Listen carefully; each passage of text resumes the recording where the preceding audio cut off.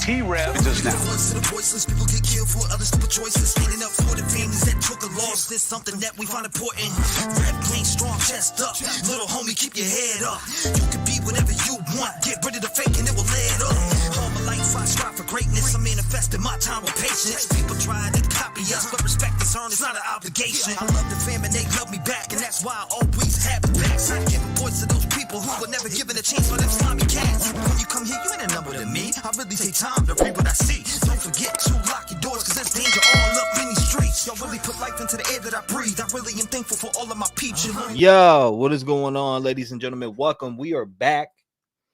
What is going on this beautiful day? It is October 6th, 2023. Man, I may be lost in my days, but what is going on? We were here. Another great morning. What is it, 9? I'm like an early bird now. My time switched around. But what is going on? Gold Dust Woman, Mar R, Delana, Stormy in the building. I see some familiar faces. Make sure you guys hit that like button. Julie44. What's going on with you? Oh my God. Shout out to all y'all in the building. I appreciate y'all. I miss y'all. What's going on though? I need to wake up. It's too early. If you're coming in, just smash that like button. I am not fully caught up with the Idaho 4 case. I have been going through a lot, but I just am getting back and getting my eyes back on everything. I just got done burying my grandma who passed away, which a lot of you guys know that, but I'm back. I'm good. I feel 100%. Let's do it. Mentally, we're great. I've been good. Been binge watching FBI forensic files in 48 hours. You been binge watching that? Is it fire or what? What's going on? Patty, what's going on? Thank you for the 7 months. Patty, with the 7 months.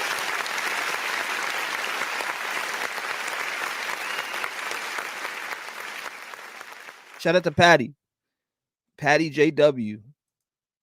Throw glitter on it. People were like, you're never going to come back to the Idaho 4 case. Like, what do you mean? When I wake up, I'll be thinking about the Idaho 4 case. There's a lot of crazy shit surrounding that case, and we're gonna dive into it on this episode. And maybe some of y'all are calling at 219-885-9693, and I know you ain't heard that in a minute, but you're gonna hear a lot of it today. So shout out to that. Oh my God. What up? Yo, what up, Georgian? What's going on? What is going on? Carlo, what's going on? Shout out to you. Are you in St. Louis? JB, no glitter on it. Let's get it, fam. Doozy, what's going on? Doozy, I'm driving and listening. So I was reading something. Hold on, let me pull it back up.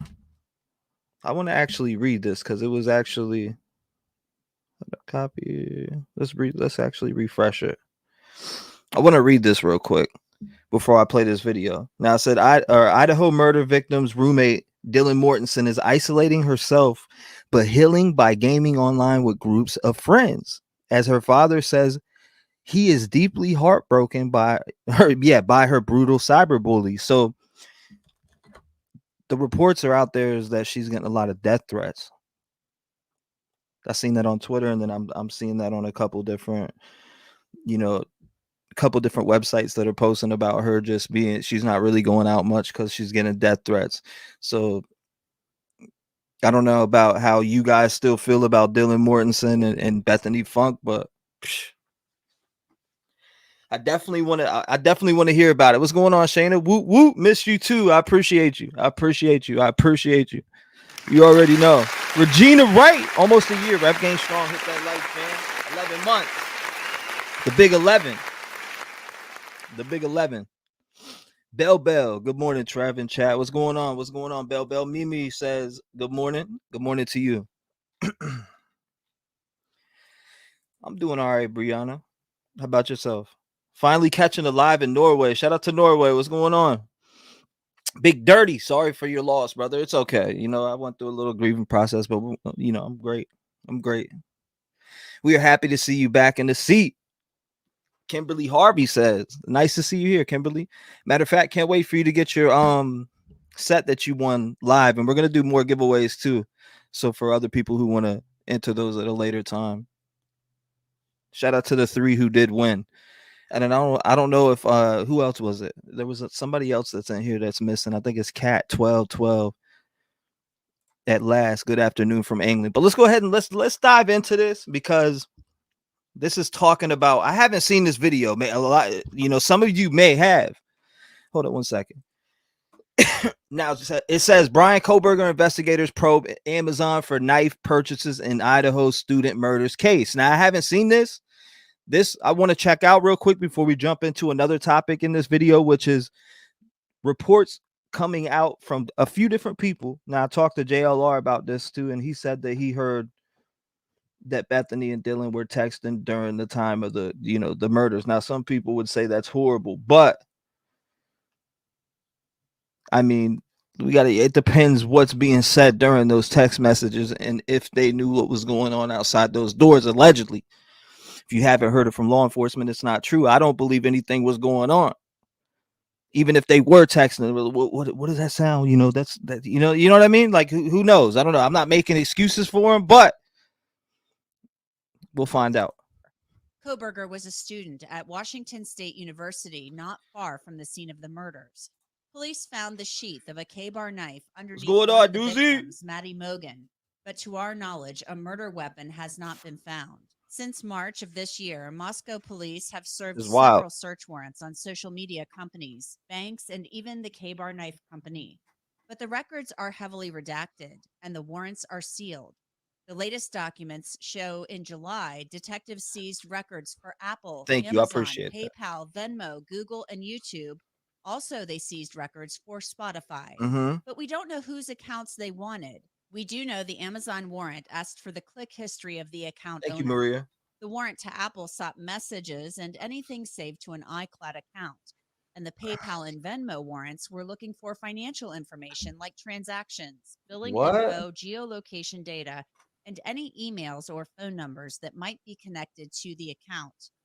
Kohberger waived his right to a speedy trial in August, which means the trial is postponed indefinitely. Joining me to discuss these latest search warrants in the Idaho 4 case. What up, 10 Ton Timber? Who is very familiar 10 with Ton Timber because he teaches check that out, Albert. At the Beasley School of Law at Temple University. What are you going to say? Let's hear. Epstein, welcome back to Sidebar. Thanks for coming back. We want to hear more about it. Thank you for having me. Good morning. Good morning. Tell me if you would, Jules. What's going on, Donna? Does this tell you that just in the past 2 months or so, this trial was initially scheduled for October. It was initially. That's another pause real quick. We got to pause and talk about this real quick before we dig on in. Right now, could you guys imagine us being into the Kohberger trial? Just think about that. Think about that real quick. I want everybody to think we're supposed to be into that trial right now. Imagine us in the mix, in the middle of a Bryan Kohberger trial right now. This, I'm telling you, is going to be a big trial. It's going to be a big trial. Oh, yeah. Now that just thinking about it, what was supposed to be on the 2nd? Correct me if I'm wrong, but scheduled to begin today. What's going on, Cindy? In fact, with jury selection. Back in your seat. Back in July, FTA for the algorithm. Thank you. I appreciate that, Leslie. We don't know who they're for, whose accounts, but it was for Spotify, Apple, Amazon, Google, YouTube, PayPal, Venmo. What does this tell you? Well, this is reading tea leaves, but it suggests a bunch of possible concerns. And number one, this is a death penalty case. Thank you. I appreciate it. Prosecutors have to be and want to be most thorough in a death penalty case. And right now, while the evidence is compelling, it's also largely circumstantial. His car, or a car just like it's seen near there. His cell phone indicating travel in that area. Thank you, Haley. Of course, there's the DNA on the knife sheath. Okay. Whether that's let him enough keep going. For a jury What's going on? What is true? And give the death penalty is anybody's guess. Many jurors or prospective jurors in death penalty cases have said, forget about beyond a reasonable doubt. I will never vote for the death penalty unless it's beyond all doubt. Okay. So one explanation is This is the prosecutor trying to cement their case. Another is they're doing just what good prosecutors and police do, keep investigating. And coincidentally, by keeping investigating, that adds or potentially adds to the arsenal of evidence that they have. One thing that I this is what came to mind for me when I saw this. So this is a death penalty case. It was initially scheduled to begin on October 2nd. Exactly. Okay, the 2nd. I'm doing good, Just Joe. How about you? Asserted his right to a speedy trial. He later waived that right to a speedy trial because it appeared that once you pass 40, it don't count no more. That's messed up. Nah, everything counts. Both sides, both the prosecution and the defense, were not ready to do this. I mean, this is a case with a voluminous amount of evidence. Why are we requesting, we don't know if they're for Bryan Kohberger. They could be for maybe an alternative suspect. We just don't know. Or one of the kids involved in this, but we don't know. Why are we requesting this stuff so late in the game if we were, looking toward trial in October? Shouldn't these have been things that possibly had been, they were 52 terabytes? They're not. Should have been requested much earlier. I don't know why it took people time to initiate these requests. If I understand it correctly, they already have the results. So in theory, they could have been ready for today had the case been going. Again, it may have been somebody said, oops, we never checked that. Eastern girl. It may have been they got lead number one that made them think, oh, now we need to follow up. Kim. It may have been that they stumbled on an account of Kohberger's that they weren't aware existed, and that triggered the thought. Sometimes there's also a process when you're requesting, in other words, when police or prosecutors are requesting information from social media, from Google, things of that nature. It takes a while to get it. I don't know all the policies. They may have had issues of having to notify the customer, quote unquote. So I don't want to say they were late. I can't tell. And that's true. We don't know. And we can't tell because everything of substance is redacted. One thing we can tell, though, is that they subpoenaed or issued a search warrant for records of somebody's Amazon account.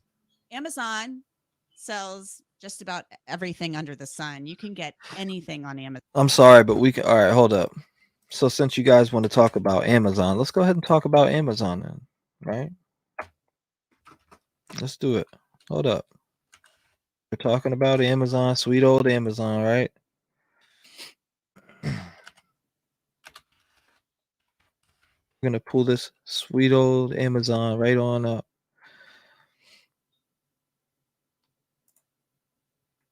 Does it show it? Hold up. Yep, it does right here. Here you go. I mean, everybody who's into this case knows this, though. Come on now.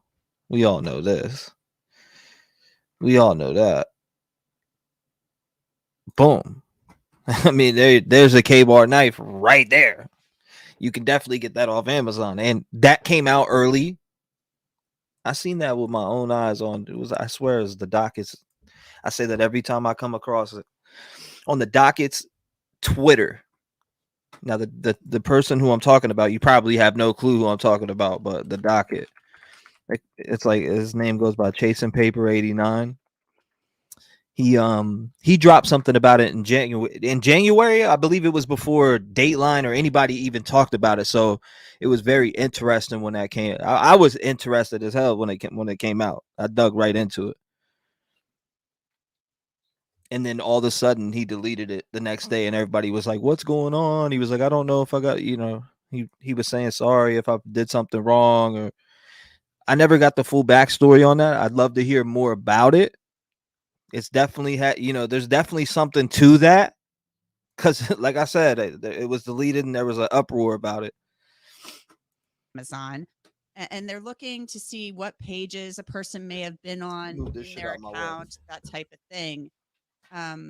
Earlier in the year, there's been a lot of talk of, well, did the suspect own this K-bar knife? And earlier in the year, in March, I believe, they had subpoenaed K-bar knives for records because obviously they had a K-bar knife sheath found at the scene under Maddie Mogen's body. So they're very interested, obviously, in somebody's purchase history or browsing history on Amazon. Right. And the knife, which has never been recovered, is the missing link. Again, I'm not saying there is or is not enough to convict, but certainly if you can put a knife into the defendant's hand or a search for that kind of knife into the defendant's search history. Hold up 1 second. That's going to add a lot to the case. And I should add here, nobody has a right to object to a search warrant directed to Amazon. We don't own that private information under United States Supreme Court case law. When you give information to a third party, you share your credit card, you make purchases, and they keep that information. It's not yours. And so there is no absolute privacy interest where you can say, hey, my rights were violated when you searched my Amazon account. It's just not there. There we go. PayPal and Venmo, they're obviously looking for transactions I had to put that up. By somebody. Make sure you vote on that too. Is there enough to convict Bryan Kohberger? Yes, 100%. No, not even close, 15%. They need way more, 7%, 50-50. It's who does better in court. And that's what I mean by prosecution versus defense. Who's going to win? Is it going to be one of those situations in court where it comes down to who does better? I think evidence is going to speak volumes. Allegedly, I have no idea. I can't guess the future, but I'm going to try here. I'm going to say that they have other DNA than what they found on that knife sheath. I'm going to say that maybe he even dropped something else that belonged to, I don't know. I'm just going to go out on a limb and say something close to that. And I'm also going to come out and say that I believe that there is a blood trail somewhere. There's something, I don't know. There's something off here that we don't know about.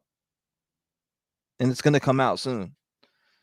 And when I mean soon is is the trial comes.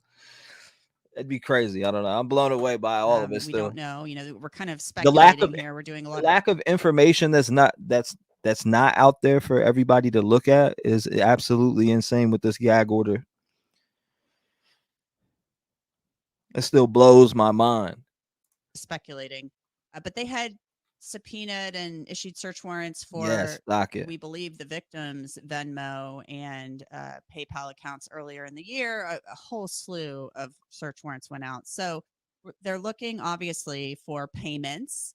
You can also go on Venmo and basically look other people up and see who they've paid. So maybe they're also using these records to see, did this person look up did person Y look up person X, that type of thing? Do you think that that's part of this process possibly as well, Jules?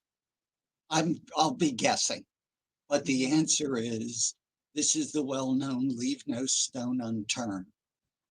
Certainly, if they could find a link of any sort between one of the victims and the defendant, that would be incredibly powerful. Otherwise, they are just checking a lot of information. Maybe there's one other reason. The defense in any criminal case can often raise questions about the adequacy or completeness of the police investigation. Well, you didn't look here and you didn't look there and you didn't check, and alternate suspects and things of that nature. One added value of this exhaustive search process is to say we did check and there's nobody else out there. Let's move on to the touch DNA. Touch DNA, a lot of people would say is unreliable. And it sounds like from what we know. Is it unreliable though? No, and we really know very little. We know what was in the affidavit of probable cause to arrest Bryan Kohberger late last year. Is touch DNA, in your opinion, Jules, as unreliable or potentially unreliable as some people claim it is? So it's weird for me to hear the term unreliable with touch DNA. The DNA is the DNA. It the is reliability, if you will, is how did it get there? So right now let's do this. I'm touching this item. Okay. I'm touching an item in my office. There's the camera. There we go. Okay. Clearly my DNA is on it. And if I hand this to you and you put it in your pocket, possibly my DNA may now be on your clothes. So that if my DNA ends up on your clothes, did I touch you or did you get it from putting this thing in your pocket?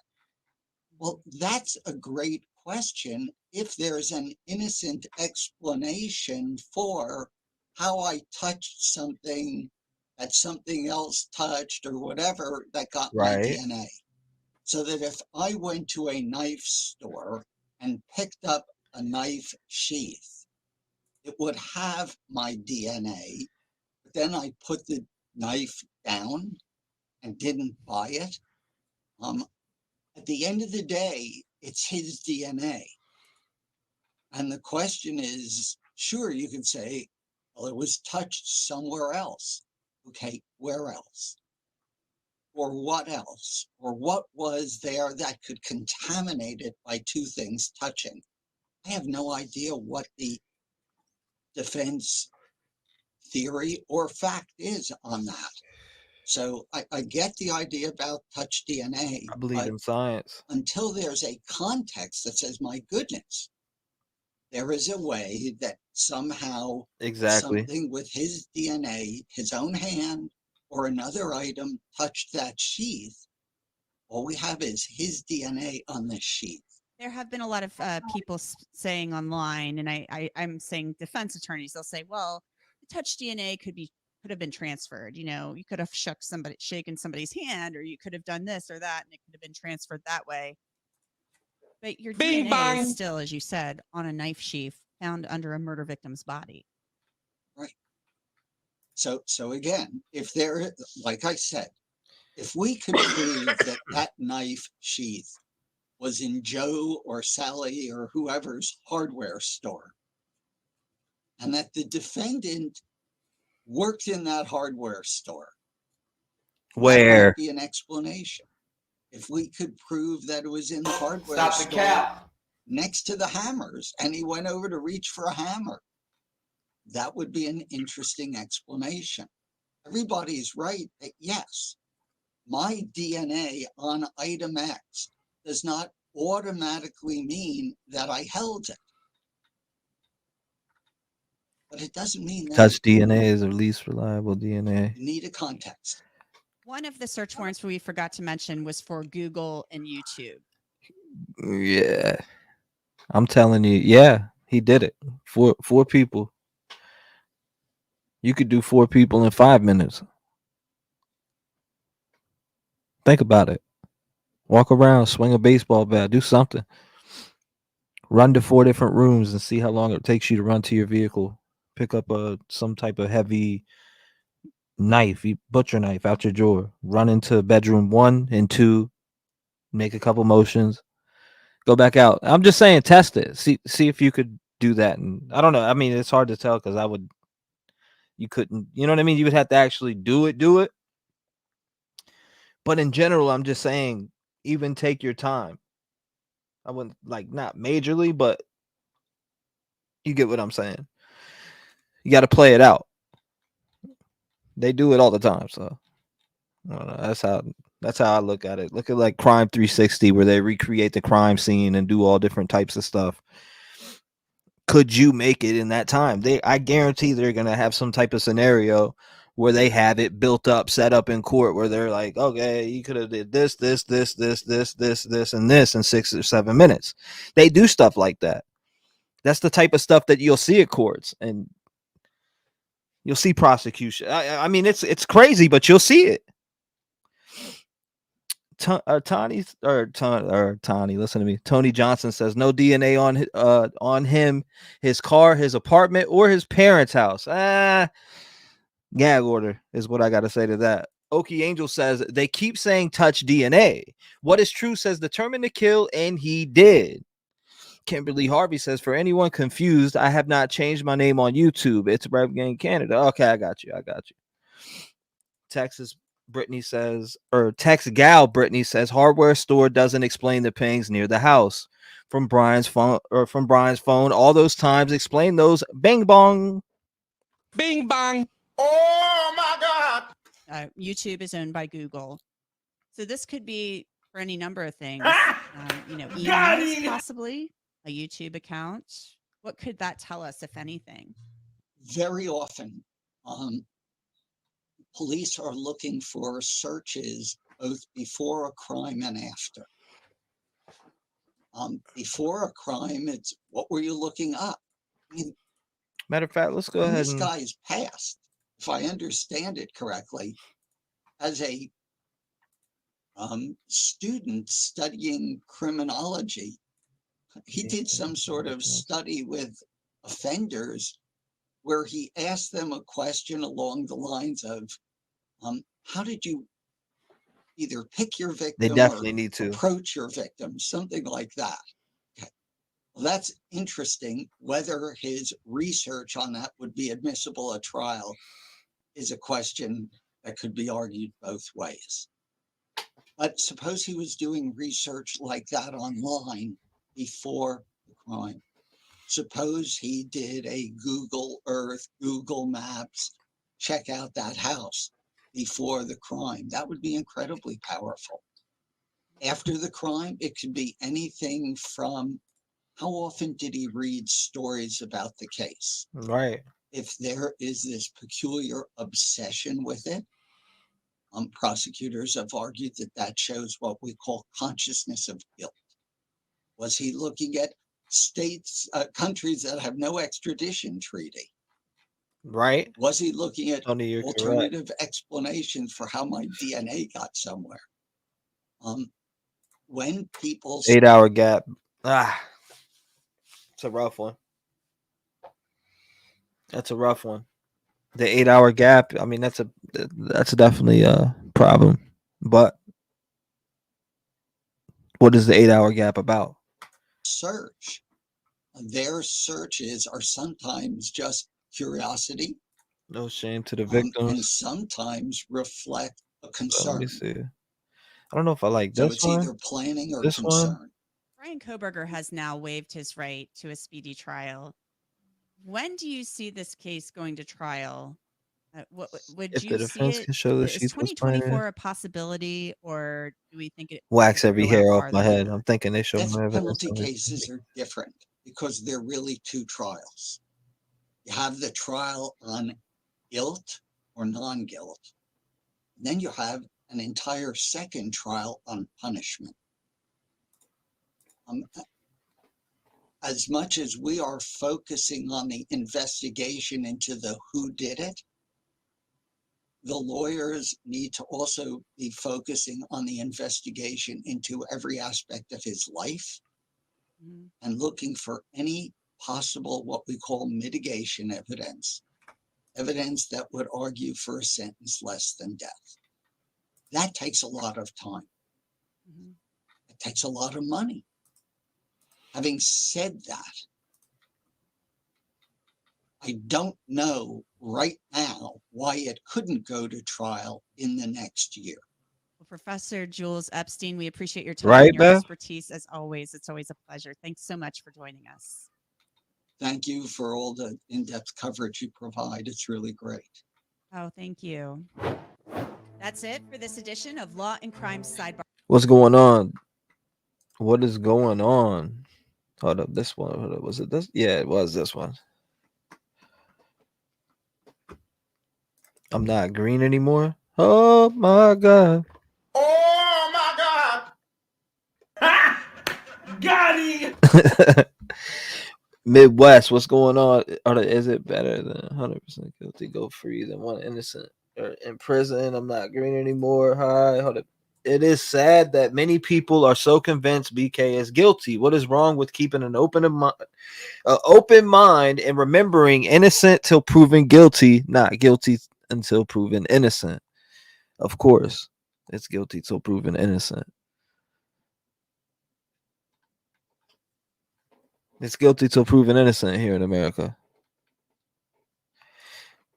Off to jail with everyone who showed too much interest in this case post murder. Damn. The way the bed was set up is what She was trapped. She was trapped. Trapped. That's how the mother of Idaho murder victim Kaylee Gonsalves describes how her daughter died in a new interview about the case, as prosecutors and defense attorneys asked to close an upcoming hearing to the public. So this notion that the state and the defense can get together to keep cameras out is ill-founded. Let's just put it that way.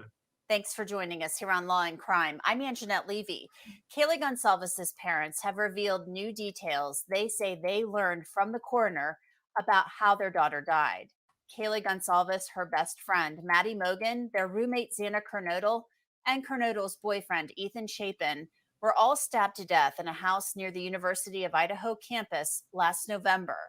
The case has captured the attention of people around the world. Bryankohberger, a Washington State University PhD student, has pleaded not guilty to the murders. In an episode of 48 Hours, Kaylee Gonsalves' parents said the county coroner told them. Yeah, what's up, T-REV? Much love, Rev Gang. And always remember Missy Bevers in Texas. Yeah, we're doing Missy Bevers in Texas. That is 100% going down on this channel. Missy Bevers.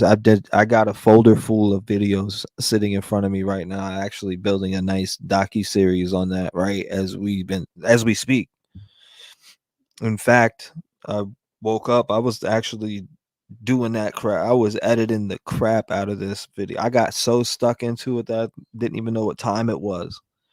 So I can't wait to drop that docu-series on Missy Bevers. Still waiting to hear back from somebody to get one of Missy Bevers' best friends on the actual docu-series, which I think will be off the chain. So I'm still, I got my, have your fingers crossed for me on that. Hopefully we get that on there. But man, I'm excited about it because that Missy Bevers case means a lot to me. Just, you know, how savagely you're at this church in Gladiator camp. You're committed to, you know, helping people lose weight and do nice stuff for your community, and then you get savagely killed. And it says gunshot. I mean, I can jump into it deeply right now, but let's stay. I'm gonna stay motivated and focused on here. But trust me, that's coming very soon. That Maddie Mogan was killed first. Kaylee was killed second. She was sleeping in the bed with her best friend. Yeah, there's evidence to show that she awakened and tried to get out of that situation. The new information comes as Bryankohberger is due back in court this week. His lawyers are asking Judge John Judge to dismiss the indictment. They claim the grand jurors were biased and that mistakes were made in the process. But mystery still surrounds some of the specific claims because the motion is sealed. Now the defense and the prosecution have filed paperwork agreeing to close the hearing to the public. But there's one problem with that, according to First Amendment lawyer Jack Greiner.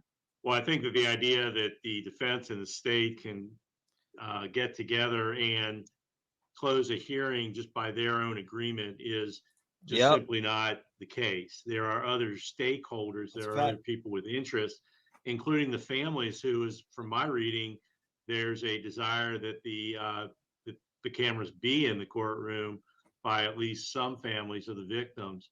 The other stakeholder, obviously, is the public, and the public is represented by the media. Greiner has argued on behalf of media outlets in courts for years. In fact, he was part of a coalition that included Law and Crime during a high-profile trial in Ohio last year. To close a courtroom, the Reporters Committee for Freedom of the Press says the judge must hold a hearing on the need for secrecy and allow the media and others to argue against closure. It's a rule from the U.S. Supreme Court. closing courtrooms is rare in criminal cases. It is a huge outlier. The idea of closing the courtroom entirely, that the public can't come in for any purpose, is. Hold on, let me see what you said. Excuse me. Dude, I woke up, it was so cold this morning. I don't know about you guys, but it was freezing. I really think it was a woman who was close to her. I can't wait to dive into that with you guys. Cindy says, thank you for the live tea. I needed it. Something fierce. I needed something fierce. Thank you. I appreciate you, Cindy. Thank you. Cindy.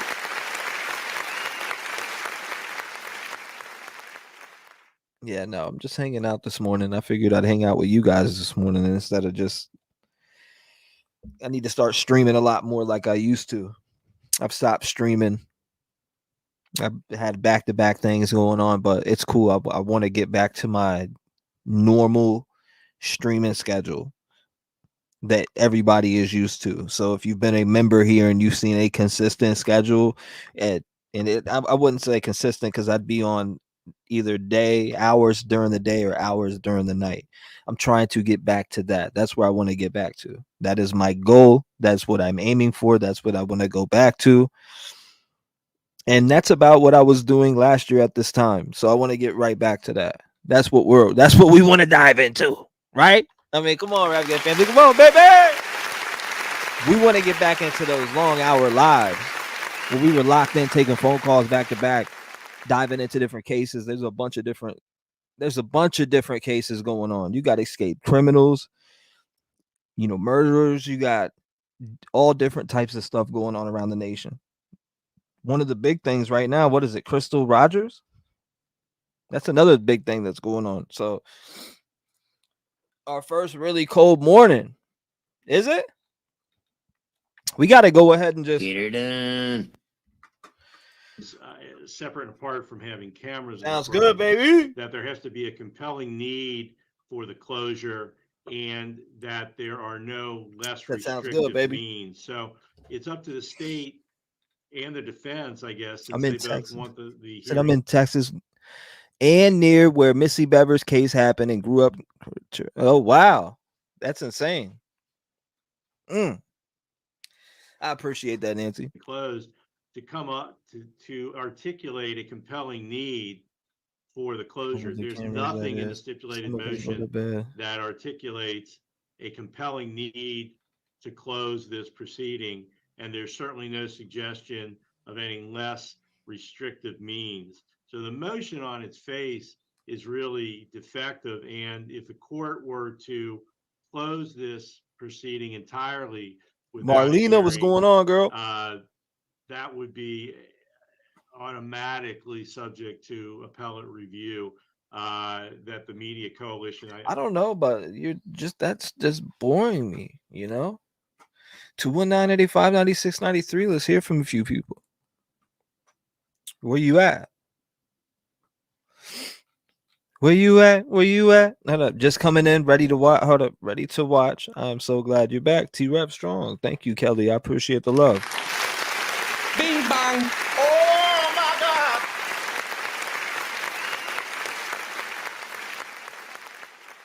I don't know why he's boring me. I'm trying to catch up on stuff that I missed, right? Let me go to the document website also. Maybe there's some sticky stuff in there. I'm trying to catch up on everything that I missed while I was gone, which is a lot. I should have it up here. Nope, that's Missy Bevers. Why is it not up here no more? Super weird. Okay, so we just watched this. New revelations in Idaho murder surface as cameras are shut out. Okay, the cameras were shut out that next hearing. We were watching that just now. Where's the one that I wanted to see?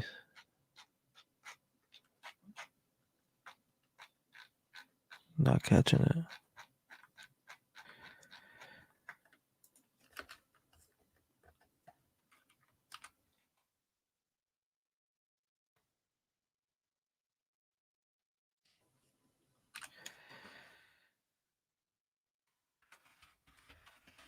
It won't let me play it. I guarantee it. It would not let me play that. We would have to watch it in like chickmunk voices. Seriously. Let's check this out, though.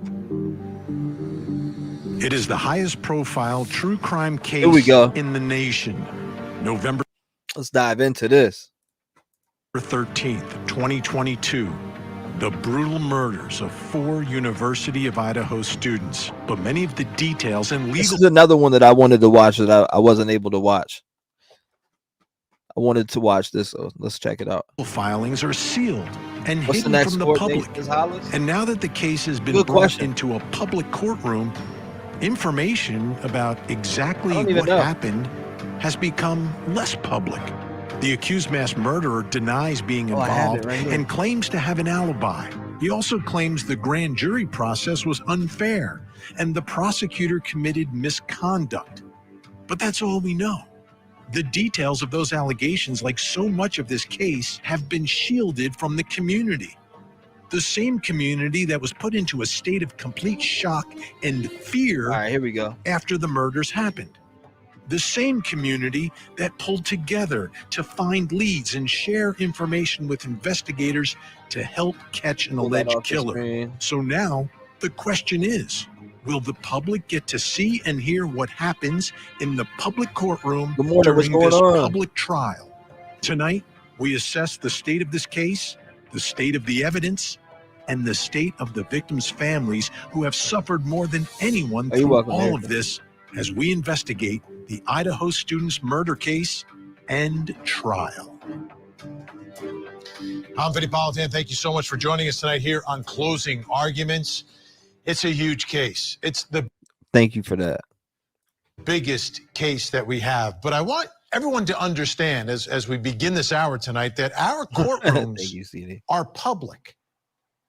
Okay? You, me, anyone, you can go down to your local courthouse, federal courthouse, regular state courthouse, and walk into courtrooms and see what's happening. I mean, they're ours. They belong to us. They don't belong to the judge. They don't belong to a prosecutor. They don't belong to the lawyers. They don't belong to the sheriff. They belong to us, we the people. It's our government. It's a branch of government. It's ours. It belongs to us. Now, one of the reasons that Court TV is able to get cameras inside courtrooms is because many states believe, like I do, that courtrooms... You should have them. Come on. I mean, what are your guys' thoughts about cameras in the courtroom? Right. Do you think that they should have them, or do you think that they shouldn't? I know that there's a probably a good 10% of people who would say, nah, there shouldn't be cameras in the courtroom. But is there a high percentage, like I'm thinking, like people should, have cameras in the courtroom during every trial, no matter who you are, what case it is, just to make sure that everything was done properly, fairly, not only for the victims, but for the defendant, or in general. I'm just saying. So I think that they should. Let's see what you're talking about. Definitely. I love Vinny so much. Shout out to Vinny from Court TV. Love watching him too. Yes, there should be. Yes, cameras equal transparency. Definitely. I'm for cameras in the courtroom. We need transparency. Deborah says yes. Kimberly says really good to see you back in the seat. Let's throw hearts. Thank you. I appreciate that, Kimberly. Laura says yes. Hollis says yes for cameras. Midwest says yes. Patty says yes. Kelly says yes. Laura says every courtroom should have cameras, period. The end. That's a fact. I feel like it because it'll, some people, claim that there's foul things that go on, and they should be watched, because you hear these stories of, and let's just talk about it real quick. Let's break it down. You ever heard one of those stories from one of your friends, and you're hanging out and they're like, yeah, man, I know this lawyer that, he's golfing with Judge Jackson over there in Philly, man. I'm telling you, if you get him, he'll get you down. He'll get you off of some charges, man. Like, who's everybody in here's probably heard that type of story. You know what I mean? Like, come on now. Come on now. I know I've heard that story. I can't fathom why there wouldn't be cameras. Cam needs to be everywhere because at this point we can't even trust anybody. Was there a 911? He said, was there a 911 cancel? 911 call be released. I'm just saying in general. Yes, they should have cameras.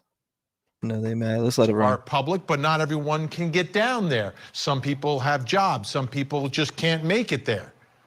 And what the cameras do is allow the public to see what is happening in our government. What's going on, Angelica? That's it. Our cameras become your eyes and ears. Our cameras replace you getting in the car or getting in a plane or getting on a bus or getting on a train and heading down to your local courthouse to see what's happening. Cameras in the courtroom allow you to do that, us to do that. Because again, they're public and public for a reason. Right. Now, this becomes an issue with in every case, with every defendant. It's one of the want to get a fair trial. And every defendant is entitled to a fair trial, but not necessarily a secret trial. And it's interesting to see the reaction of many criminal defendants and their defense teams about how they react to a case when all of a sudden it becomes notorious or high profile and people are invested in finding out and seeing if justice will be done in the case, whatever they believe justice is. But again, it's not like these trials are happening in his courtroom or the judge's courtroom or the prosecutor's courtroom. It's the public's courtroom where all this is taking place. So let's go back in history because we have history here. And I know this is a big case right now, but I've covered some big cases through the years. Former football player, a former mother, and I don't know what the other guy ever did. I don't even know if he ever had a job. He was a community watch person, self-appointed. 3 very public trials, extremely public. O.J. Simpson, that woman, and George Zimmerman. Yeah. Couldn't have been more public. There were headlines, there were news crews, there were reporters, members of the public digging up every detail in these cases. And they happened in different years and different times, but they were so public. And these 3 cases were enormous, enormous cases. The one involving O.J. Simpson was the biggest. I mean, it's bigger than big. Yet, in these very public trials where things were filed in the courtroom and people were allowed to see them, and where motions were made and cameras were there, and there was an openness where you understood what the issues were, and the discussions were done in an open courtroom. In these 3 very public trials, I think the 3 defendants would agree that they got very fair trials. Because all 3 of them, not guilty. Get the fuck out of here! Love you, Vinny. Not guilty. And I would have thought after these 3 trials that whole conversation would have ended. You know what I mean? That people would understand that a case can be high profile in the news, everywhere, anywhere, people talking about it, people giving their opinions. But at the end of the day, we trust our juries to listen to the judge and base their verdicts on what they see and hear and what they don't see and hear inside the courtroom. What evidence is presented, what evidence isn't there. And if these 3 could get a fair trial, who were all vilified in the media, were convicted by public opinion, all were found not guilty in a court of law. That somehow, some way, when a trial happens somewhere else, everyone's like, oh my goodness gracious, how on earth is this person going to get a fair trial? Nobody's allowed to see everything. Let's hide it all. And unfortunately, I'm seeing this happen in Idaho. In the Doomsday Cult Killer case, and now in the case in the Idaho students' murders. It's mind-boggling to me that everything is being like hidden in secret. Like this has never been done before. Excuse me. Anyway, For those of you who don't know the story and the history, there was a time where people were speaking publicly about this case because they were searching for a killer. Chanley Painter has more for us tonight. The probable cause affidavit in the case against the Excuse me. accused killer of 4 University of Idaho students pieces together the movements of the suspect vehicle and coordinating cell phone location data beginning in the early morning hours of November 13th. At 2:42 Bethany. a.m., the affidavit alleges that Bryankohberger's phone places him likely at his apartment on the WSU campus where he was a PhD student studying and teaching criminology. Lawrence says after watching the Depp Heard trial, then seeing media spin on it, it's definitely excuse me. It is definitely important to see the evidence for yourself, not be spoon. I get what you're saying, not be spoon-fed someone's opinion. Oh, I got the cough medicine. Don't worry. You can see though, right? I'm legally blind. I can see barely. Cough medicine's real good. Joyful Dolphin says Fall Guy. We love cough medicine around here. Crystal Haney, Idaho's court system needs to upgrade to the current century.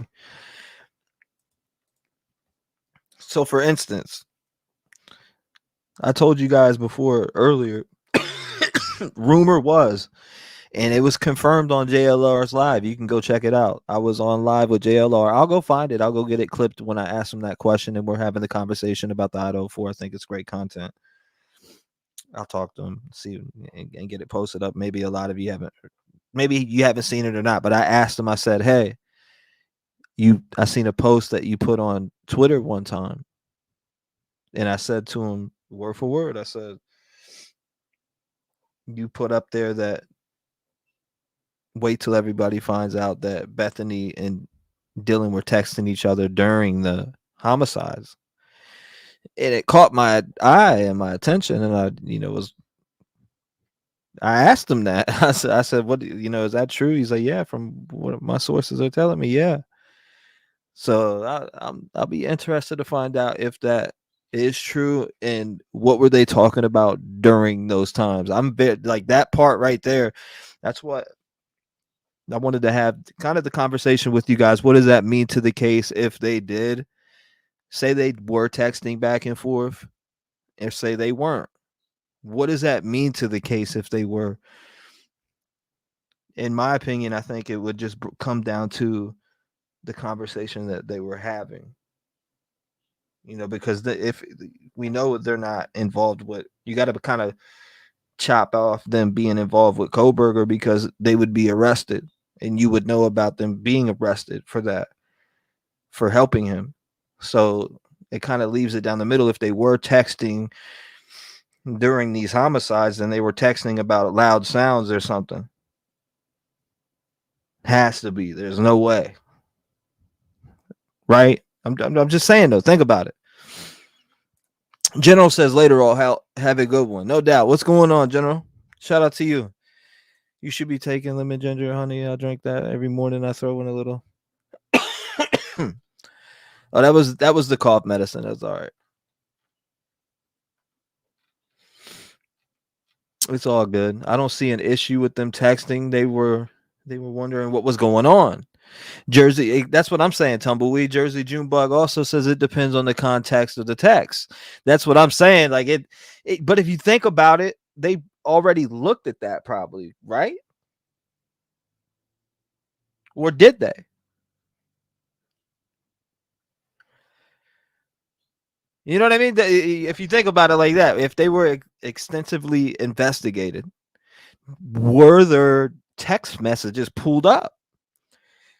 Did they pull Dylan's and Bethany's text messages if they were conversating during the murders? Which, if JLR, shout out to JLR, that's the dog. He said he got those reports from his sources. If those are true, it must not be that bad, because they're not in jail for murder. Oh, I'm not. I'm coughing on Mary Jane. Shout out to Mary Jane. Medical Mary. Everybody gonna tell their 2-week vacation from work when the trial starts. No, I'm not getting sick. Hopefully not.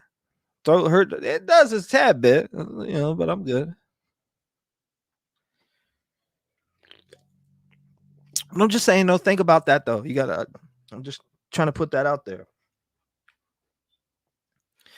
This one's getting wild. I think they may have been questioning noise, but one or the other didn't.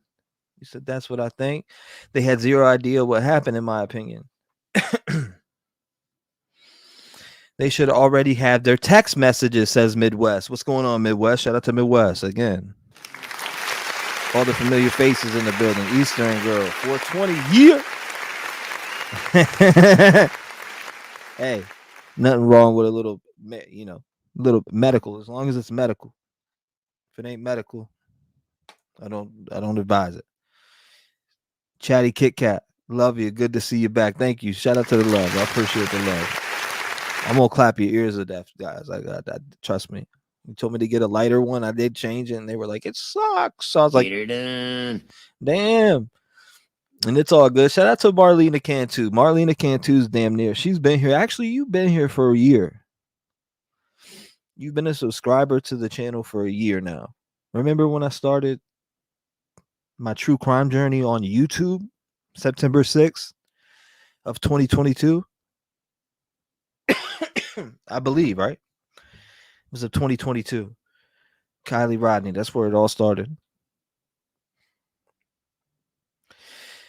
Tumbleweed says, since Dylan saw bryankohberger, she was probably asking who the hell was this guy. Do you think there was any connection between them both?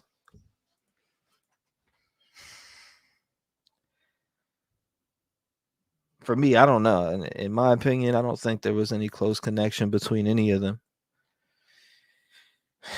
I really don't. I take my medicine, T-REV. 2:44 a.m. Kohberger's vehicle and cell phone are on the move. I agree. That's the last thing you would think, is that your friends are being murdered. Right. Come on now. You're complete shock. I mean, I don't know. The only messed up part, we got to sit here, if we're logically thinking right now, if you go and pull up that PCA, and we've done it plenty of times here. Plenty of people have been here while we pulled this PCA up on this screen. It said that she had came, pretty damn near face to face with him. But I'm guessing he didn't see her. Who know? There's specific details in there that just don't make sense, right? Because why wouldn't you be killed? That's just how I feel about it when it comes to that point. Why would you not be killed if you're coming face to face with, someone who took 4? You now have an eyewitness. Why not the 5th? Right? Lisa, what's going on? If they thought something bad was going on, they probably would have called 911 then, not in the morning. I'm just saying, we have to talk about this. This is the type of shit that we're gonna, we gotta talk about it. We have to. 420 indeed.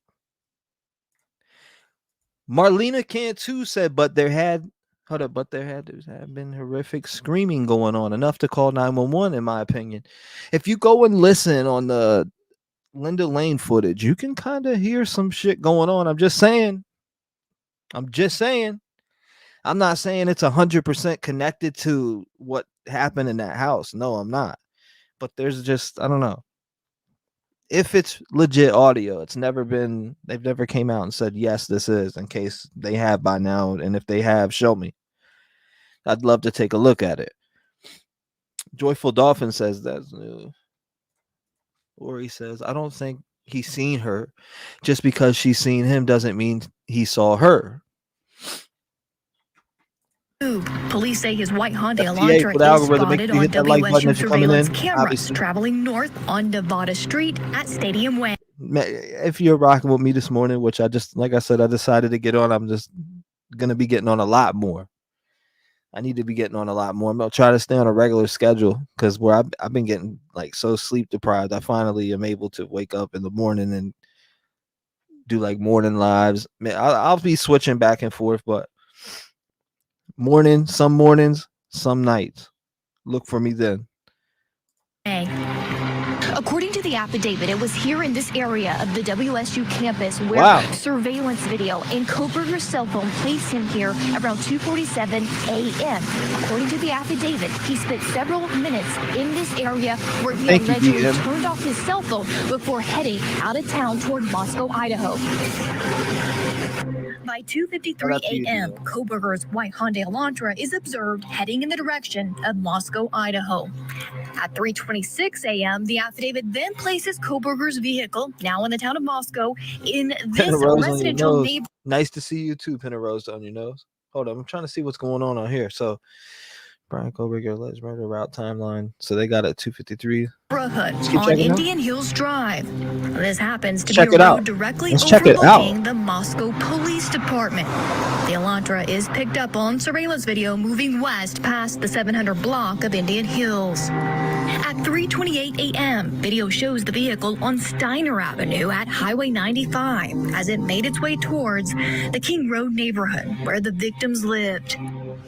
Then from 3:29 a.m. to 4:20 a.m., the suspect vehicle, the white Hyundai Elantra, is observed multiple times on video passing by 1122 King Road during the alleged time of the murders before being seen on video speeding away on Walenta Drive.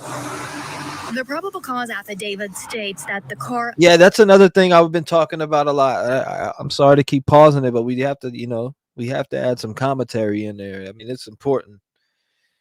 Great comment, by the way. I really think he planned to only kill one person, and by the time he killed 4, he had tunnel vision and missed Dylan. Absolutely. Absolutely. Maybe he only wanted to kill 1 or 2, allegedly. Everything you hear on my channel is allegedly. It's not. If you haven't heard it from law enforcement, it is not true. So everything that you hear here is for entertainment purposes only. Allegedly, and that's including from my audience. That covers everybody in the Rev Gang family. We are not speaking fact here. We are speaking what we believe. Again, allegedly, if you haven't heard it from law enforcement, it is not true. Lock your doors, stay safe, stay vigilant. But what I'm saying is, I've been talking about this a lot. Was there 2 people that he wanted to go for? Did he go upstairs and then run into Xana into the kitchen between, you know what I mean? Like that's what's been on my mind. I agree 100%.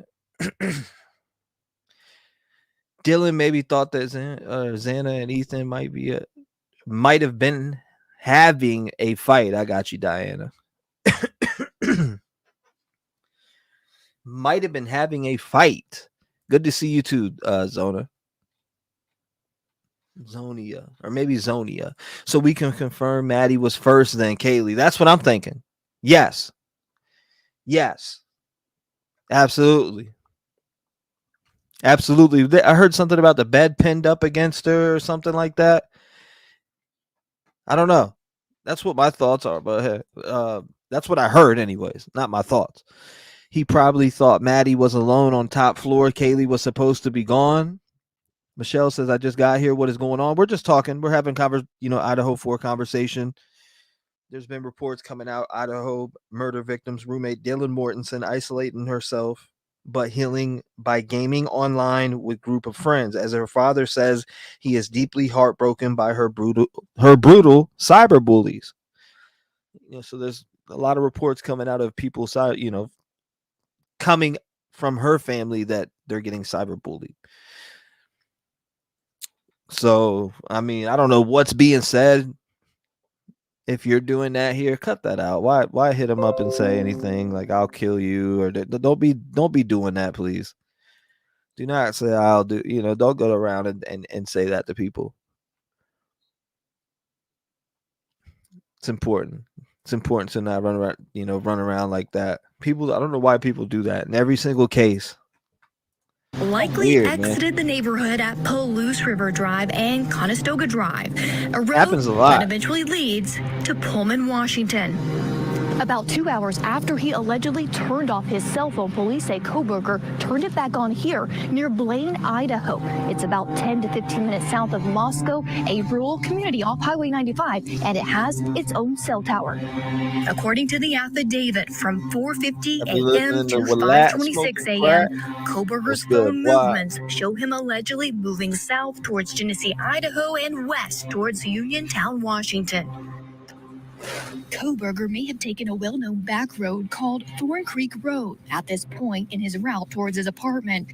These are all very isolated roads, but Thorn Creek Road is known to be even more desolate. Police allege Kohberger eventually made his drive back into Pullman, Washington from the quiet road of Johnson, where his vehicle was picked up on this security camera.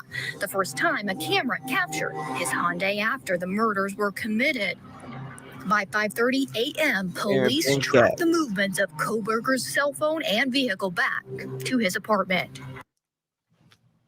And that was information that was the big release initially, the affidavit, the arrest affidavit of the suspected killer. But since then, like, motions have been filed, things have been sealed, and one side is fighting to keep any sort of electronic reporting, television cameras out of the courtroom. I'm trying to figure out what's going on in Idaho. So joining us tonight from Boise, Idaho, trial lawyer, former prosecutor, former Idaho Attorney General Dave Leroy is with us. Also in Boise, retired Deputy Prosecutor, Chief of Special Crimes for Ada County, Idaho, Gene Fisher. What would she have to? So are you talking about the time where she was supposed to come back and have that little meeting? Is that what you're referring to? Just saying. The little meeting with I could have sworn that was with Dylan, but maybe it was with Bethany, and they said that she was a material witness. I'm trying to remember. I'm going back in my mind here. So I think that you're referring to the time where they said that they wanted to meet with her and that she was a material witness. Okay, that's what I thought. Yes, very interesting. What are your thoughts on that? What are your thoughts on that? BK does not sleep much, apparently. BK is voice for the voiceless. Just saying, maybe he unalived their friends. It must be frightening. Regina says, but did he go there to gender assault and end up committing homicide, or did he go there to commit homicide? Guys, it's only 44 degrees out there this morning. Woo, freezing. It's definitely freezing. Thank you both for being here. Dave, I'll start with you. What do the folks in Idaho not trust jurors to follow the judge's instructions? Do they not do voir dire when they pick a jury to make sure that they can be fair and impartial? I mean, I would think the folks in Idaho would be more trustworthy than most states in this country. But am I crazy? No, I think not. No, we regard our jurors as very just and appropriate to the task. And even before we get to the courtroom, our jurors in high-profile cases will have a juror questionnaire, sometimes many pages long, to try to screen out from the preliminary panel those that do have an opinion, do know something about the case. But we do have a very unique jurisdiction here, much different than Los Angeles. Latah County is a county of about 40,000 people. The campus has about 12,000 students, and this situation utterly shocked that rural community. Judge has not ruled yet, and perhaps he'll run against the counter and give us a jury trial from inside that courtroom. But frankly, I predict that ultimately both the prosecution and the defense will request a change of venue in this case. But here's what I think. Just saying, it says she was at the frat party. She saw the fight that occurred. She knew what was planned. Now, the fight that occurred, you're going off the theory that I'm trying to follow you here. You're going off the theory that Ethan and old boy got into a fight that night. Correct me if I'm wrong. I'm gonna be looking for your response. The frat has nothing to do with this. That's the first thing that came to my mind. First thing that came to my mind. Gene, like everything is secret, and we don't Thank you, want Tumbleweed. cameras and etc. Why would that be? Why would the folks of Idaho not want to have a transparent judicial system?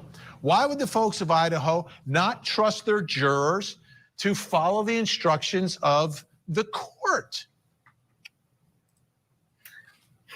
Well, I think those are two very different questions. In fact, I don't think that they align at all. The jurors do follow the instructions, and I think that we have had plenty of instances where our jurors have done exactly what they've been asked to do. The issue of having an open court or having cameras in the courtroom doesn't make it a secret. In fact, in the Valdo case, always. Courtroom, I mean, it was publicized to the press in a press pool room where they could see it live. So, I mean, it wasn't the press could see it live. The press was able to watch it, but the people could see. Here's the thing: you have someone like me telling you what happened in a courtroom versus someone actually seeing it. I don't want to. I'm not breaking news tonight, but there are some people that are skeptical of the media as well. So, who's gonna be in here when I do these deep dives? They're probably gonna be nighttime. I don't know what you guys' schedules are or how you guys do it, because I know there's a lot of nighttime crew. There's a lot of, there's not a lot of morning crew. I know I do a lot of stuff. I'm awake at night a lot. So if I am awake, or not if I am, I'm going to be doing, like, I'd say between 6 to 2 to 3, maybe 4 a.m. sometimes at the latest, where I'll be on for like 8 hours. I'll start between 6 and 8 o'clock at night and go all the way to about 3 or 4. And that's what I'm doing for the next few cases, that I'm one being Missy Bevers. Like I said, I already almost have every file, which I do have every file as far as like in a binder, but I'm talking about video file. I'm talking about all the interviews. So I almost have all of them. I'm going to finish grabbing them probably later tonight. We'll see how that goes. So, you give them that first hand, see and hear the evidence, you'll trust the verdict better, whatever that verdict is. It just seems like transparency, which is what they do down in Florida, creates more trust in our system. So you understand when the jury comes back and says not guilty, you understand why they may come back guilty. And I don't know.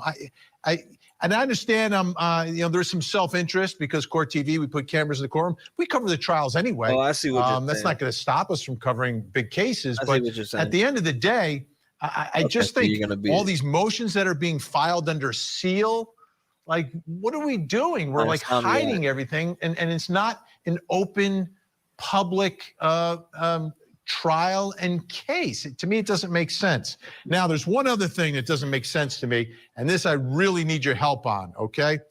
So there's an issue involving an expert for the defense. And she's like a genealogy expert talking about DNA and tracing, people down through DNA. And there was an argument in court between the defense and the prosecutor. First, we're going to hear from the defense. Then we're going to hear from the prosecutor, because something happened here that I don't know if I've ever seen before. Let's take a listen first. The other motion, Your Honor, what happened? Tell us about it. With what happens to witnesses that the defense might the court would have called Gabriella Vargas testified last Friday. Waived it. Waived that speedy trial. So, man, imagine we'd be in trial right now. Imagine how lit it'd be right now, but it's going to be a while. the hearing last night. She was visited by 2 FBI agents and interrogated about her testimony and the timing of the declaration. That, in our view, It was October impacts 2nd, Mr. so Koberger's due process rights and his rights to effective assistance of counsel, and that motion will also be filed later today. Over the weekend, as far as do you guys feel bad for Bethany and Dylan? Not like feel bad per se, is like as far as like the cyberbullying. I don't mean like anything outside of that, but cyberbullying, the death threats, the etc. That's a lot of that's going on with their family. For instance, Idaho murders again, victims, roommate Dylan Mortensen isolating herself but healing by gaming online with groups of friends, as her father says he is deeply heartbroken by her brutal cyberbullies. Now, in this article, it talked about how death threats, etc. A lot of different things from social media messages, requests, having to go fully private. It's an article like that, but I mean, what could you expect? This was a nationwide case in general. It still is. she testified, engaged in some electronic communications with others and the genetic genealogy. What do you expect with that? Those indicated, as it was reported to the investigators, to our investigators, that she was relating on some of the things that she testified to in court. When we heard that, I reached out to the investigators and said, can you find out what's going on? And the FBI indeed undertook the investigation. And preliminary reports are that as far as claims that some of what was in her declaration, she inadvertently agreed or signed without fully reading it. We're documenting that so we can expose it to Ms. Taylor. You can hear him getting their type on. Okay, so I'm going to put my understanding of this is that it seems it was an expert witness for the defense who testified about this genealogy stuff, and then like the next day, the prosecutor sends 2 FBI agents to knock on her door and question her. Is this unusual, Dave? Indeed, it is. No, it's not. Testimony of witnesses and the veracity of witnesses tested on cross-examination is a very frequent thing, but having an expert this early in the case either allegedly recant or being questioned by the FBI about whether she was fully aware of what she signed under oath is highly unusual. So again, I see this whole case as developing over the next several months as a battle of procedural this and that's. The evidence here is allegedly very compelling, very strong, very tight, very scientifically based. We're going to see a lot of unique procedural battles in this case, this probably being an opening round of highly different nature. Is this improper? The girls are being harmed by the gag order. The truth cannot come out about them. Cannot come out about them. So people are speculating incorrectly about them. Doesn't seem fair, Stanley says. Gene, is this an act of intimidation? I mean, the FBI knocks on your door. You're going to be like a little, oh, why is the FBI knocking at my door? And it's an expert witness for the other side. I mean, well, it's an expert witness for the other side who recanted what she had just testified to. The stakes in this case couldn't be higher. It would be derelict for the prosecutor to not go and find out, did she testify to something wrong? Is it not right? Do they have is there something here that they should know about? Remember, the prosecution always has the duty to disclose any information that might be that might be helpful to the defense. On the other hand, they also have the right to question witnesses who have testified and then come back and recant to make sure where is this coming from? And they would have been derelict if they didn't. They didn't threaten her. They asked, right. what happened here? But I'm wondering if it's an expert witness, is it different? Do you kind of go through counsel and say, hey, counsel, I'd like to set up a deposition or an interview with your expert? You can, I'm trying to understand that process. I've never seen this before. Dave, do you think that that's how it usually goes? Or is this because it's being perceived and portrayed as an alleged act of intimidation, like you're intimidating this witness? Well, or an alleged act of attorney sloppiness or activities of all kinds that combine together to put in false or suspect testimony, both in writing, it appears, in an affidavit, and perhaps in the courtroom. So obviously something that should be cleared up immediately. Obviously something that probably has some blame both on the expert and perhaps on those who authored or sponsored an affidavit as just and truthful. So this is a key witness. Gabrielle Vargas is her name. Thank you, by the way, Cindy. I was actually looking up some stuff on these other documents. And she's. I'm here though. I think the defense is using her to try to get that DNA, the original DNA. A lot of you probably seen this. I haven't seen it. Match that was used in this case to get the arrest kind of tossed out. Take a look. She's talking. I'm actually catching up. About the database tools have known loopholes that allow a genealogist to see matches What's going that on, have Don? explicitly Welcome. declined to participate in law. We got Don, TF20, T-REV. Look into that pool party more. It happened near where the girls lived, and I bet you live. Yeah, I actually have information on that, but I haven't heard from Paige in a minute. I guess I don't know. I'll hear from her again at some point. Zero, I'm surprised Brian doesn't have some history of mental illness like schizophrenia or some insanity, says Zero. You never know. We may hear more about it. We know about visual snow. That's about it. That came out very early. Leisure says, welcome back, Doozy. I think Bethany is in Nevada. Tumbleweed says, BK, in my opinion, is not playing with a full deck. What's going on, Brian? Welcome to the stream. Everybody that's coming into the stream, make sure you guys come in, lock in. If you want to call in, leave a voicemail or whatever. It's 219-885-9693. Even answer. Hit me up. I'm catching up on the Idaho case. I've been out of the loop for a minute. So, I've been keeping an eye on things here and there, but I had just had the funeral of my grandma and been grieving and hanging out with family for a while. So I kind of missed out on a lot of stuff going on in the true crime world. So I'm catching up right now on this because everything happened right after the what was it? The Danilo Cavalcante. Right after that, everything happened. It's with the family. My dad had a heart attack. Then my grandmother, after my dad got good from having a heart attack, my grandmother passed away. And then that, and so that went by. So I missed out on a lot being there for family, and that's fine. I was peeking at things here and there, but for the most part, it is what it is. And there was a grieving process, and we all grieve differently. Shout out to everybody in chat. This is what I love doing, being a voice for the voiceless. I love dedicating my time to it as well. A lot of you do too. I see the emails that you send in, the information on different cases. It's gonna be another awesome year for us here. So shout out to you guys.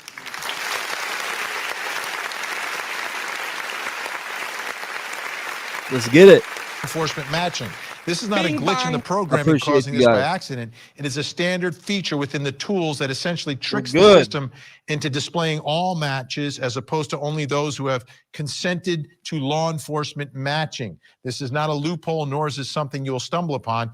Using the tool this way requires effort and knowledge. And I guess the point of her, Gene, was that these sites now, you have to opt in order to allow law enforcement to use whatever DNA you have put into these systems in the different sites where you try to find your ancestors. If there's sort of rules like that that are broken by law enforcement, could that get the evidence tossed out? Or does it have to be something more than just a rule by the company? Yeah, I just think that this is such a hugely unfolding field right now, that there's all kinds of new laws that are being made and judgments and determinations that are being made by the court all across the nation on this. But right now, the rulings have mostly been in favor, I think they've all been in favor of the state in a number of state courts about the genealogy charts and how far the defense has been allowed to go to actually try and bring in other what the court has determined not relevant evidence. So I think that right now this is such an evolving area and will continue to be such an evolving area. It's an incredible tool for cold cases. But the issue of how far back they get to talk about genealogy and unrelated. That's another one we're about to dive into. Seemingly unrelated matters is yet to be determined. All right. Well, and so this is a real issue. But what you're telling me, which I think is good news for prosecutors, is that right now things are kind of rolling their way, that this should be still permitted. Okay. Dave Leroy, Gene Fisher, we're just beginning this case. Actually, so I know we're going to call on you again and again and again. So thank you so much for joining us. I really do appreciate it. I got to ask you guys this question.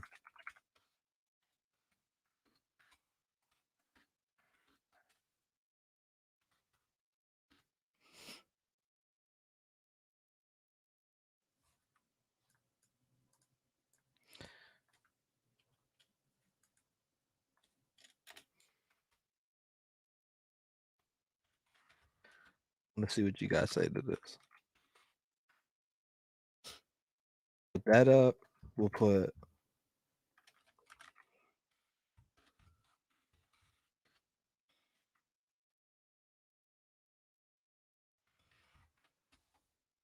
that one up.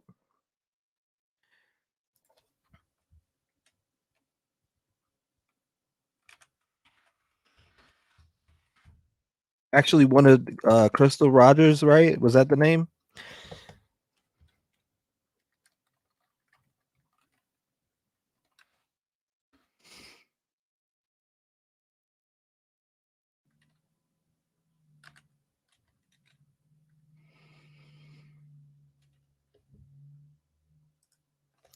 All right, here we go. I want to see what you guys say to this. Hold on 1 second. Thank you. All right, folks. Had to make that poll we got real more quick. to get to here. We're going to take a look at the evidence in this case and the crucial piece of evidence that I think is the game over evidence. Plus, I'm seeing where everybody's head's at. In the Low That's Country right, of Kitty South Cat. Carolina, shocking new allegations against the court clerk Becky Hill, who was in charge of the. Hold up. Thank you, guys. Thank you. Thank you. Thank you, Stormy.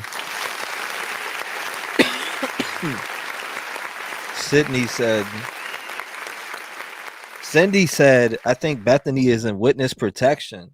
That's crazy. You really think that? The jury during Alec Murdaugh's double murder trial and has written a book about the case. Tonight, we hear from the lawyer representing the jurors who the defense says were improperly influenced by the clerk. Well, I can't talk about attorney-client privilege information. I can tell you that when I shared with him. Underneath these trials. When you input that file, it's going to ask you, do you consent to law enforcement matching? And if you hit no, and It's a tough one, huh? working violent crime non-doe case, I should not be able to see that you are a match to my unknown DNA contributor. You said should not. Should not. Yeah, she's Does it not. happen anyway? We'll be covering a lot, though. It has. It's Gabriela Vargas, expert witness for the defense in the Idaho student murder case. She's crucial. She's a crucial witness here because this is one way the defense is trying to get the DNA evidence tossed from this case. And this is the same witness who, after she testified there on the stand, next day the FBI went down there, or a couple days later, FBI knocked on her door and interviewed her. Let me read some of this. He said they're about to arrest brother-in-law and Crystal Rogers for killing her dad. Yeah, I was checking some of that out. I was actually looking at some of that.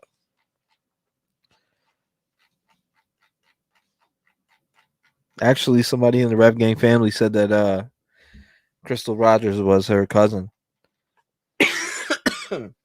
Excuse me.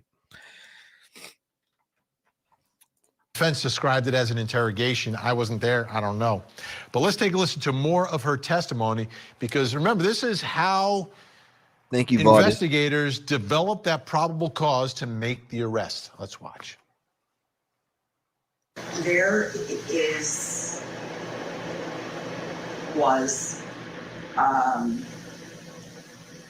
there are a lot of tools that are available in GEDmatch. These tools allow you to make comparisons of two or more people and how they relate to each other and share DNA.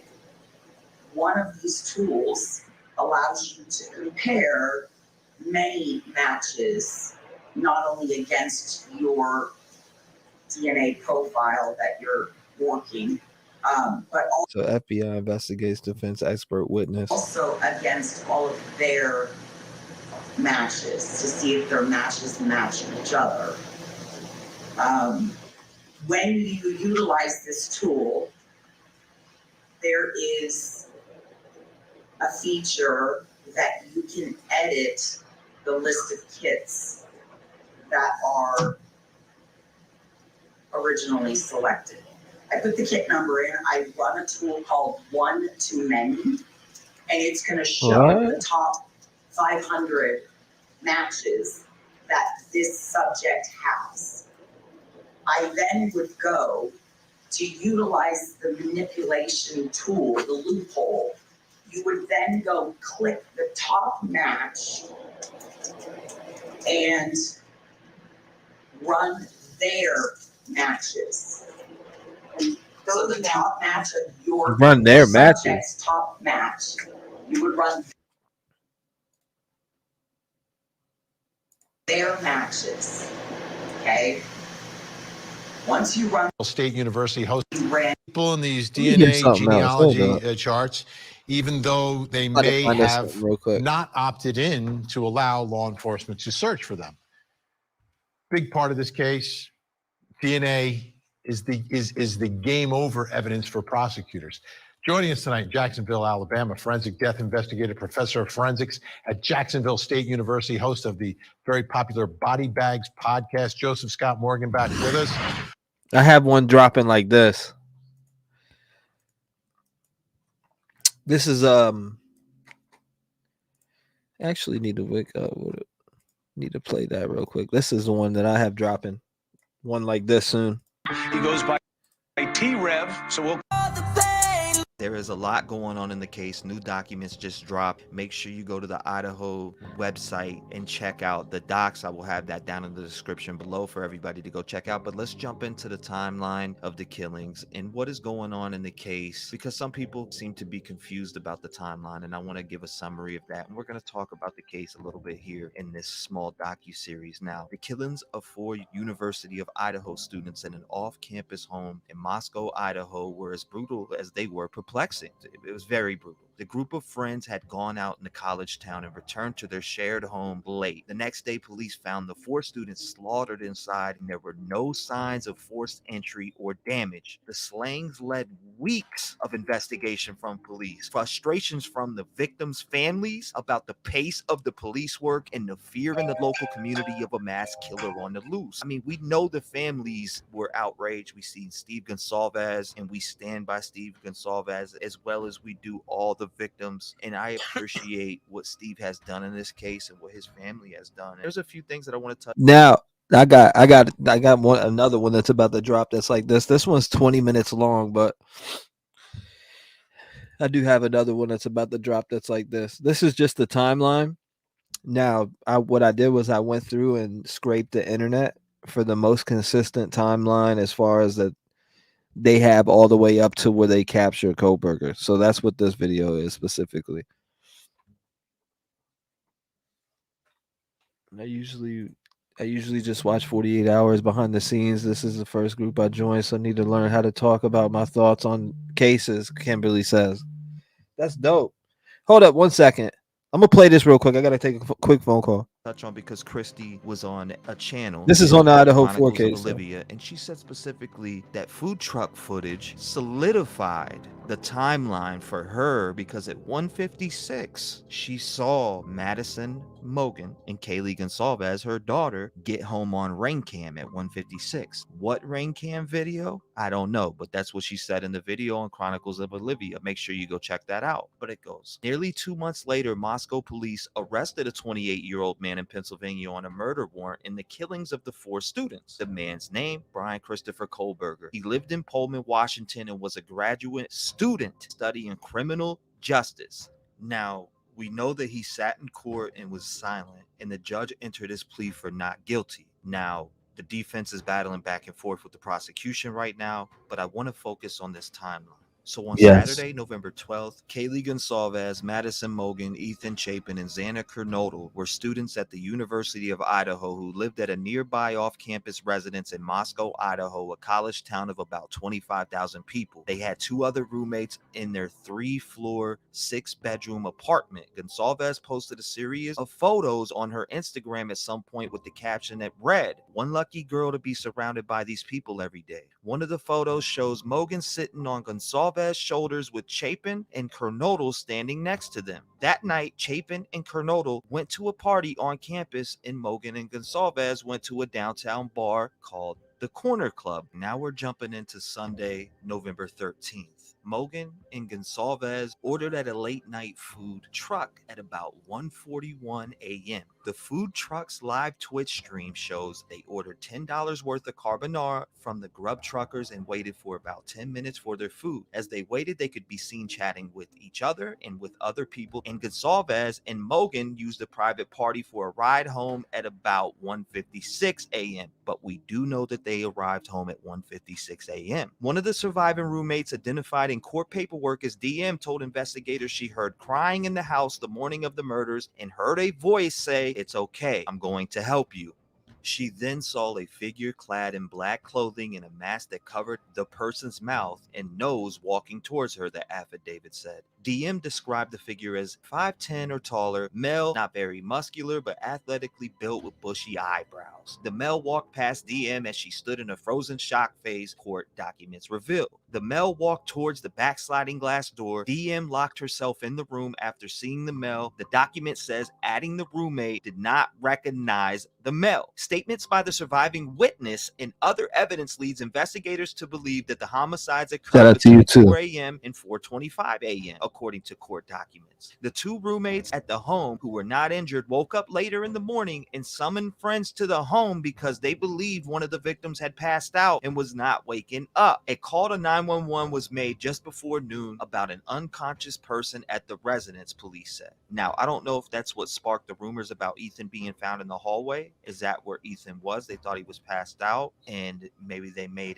the 911 call then. I don't know. That's just me speculating, but let's get back into the timeline. Arriving officers found the door on the residence open and discovered the bodies of 4 fatally stabbed students. It was a pretty traumatic scene to find 4 dead college students in a residence, Latah County Coroner Kathy Mabutt later told a CNN affiliate. There was no sign of forced entry or damage, police say. Phone records indicate Kohlberger's phone was near the quadruple murder scene between 9:12 a.m. and 9:21 a.m., hours after Kohlberger allegedly killed the university students, court documents say. Moscow police issued a statement saying 4 people were found dead in an off-campus home by the University of Idaho. Moscow police issued a statement identifying the 4 homicide victims as Chapin, Gonsalves, Kernodle, and Mogen. Police said details were limited and no one was in custody. Added Moscow police did not believe there is an ongoing community risk based on information gathered during the preliminary investigation. Now, I do have questions about that myself.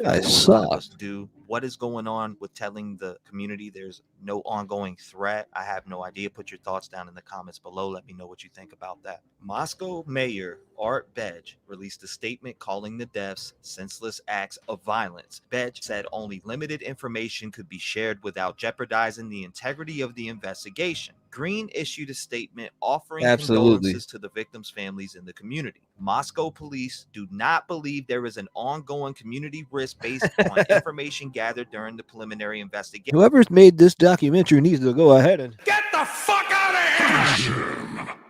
get her done.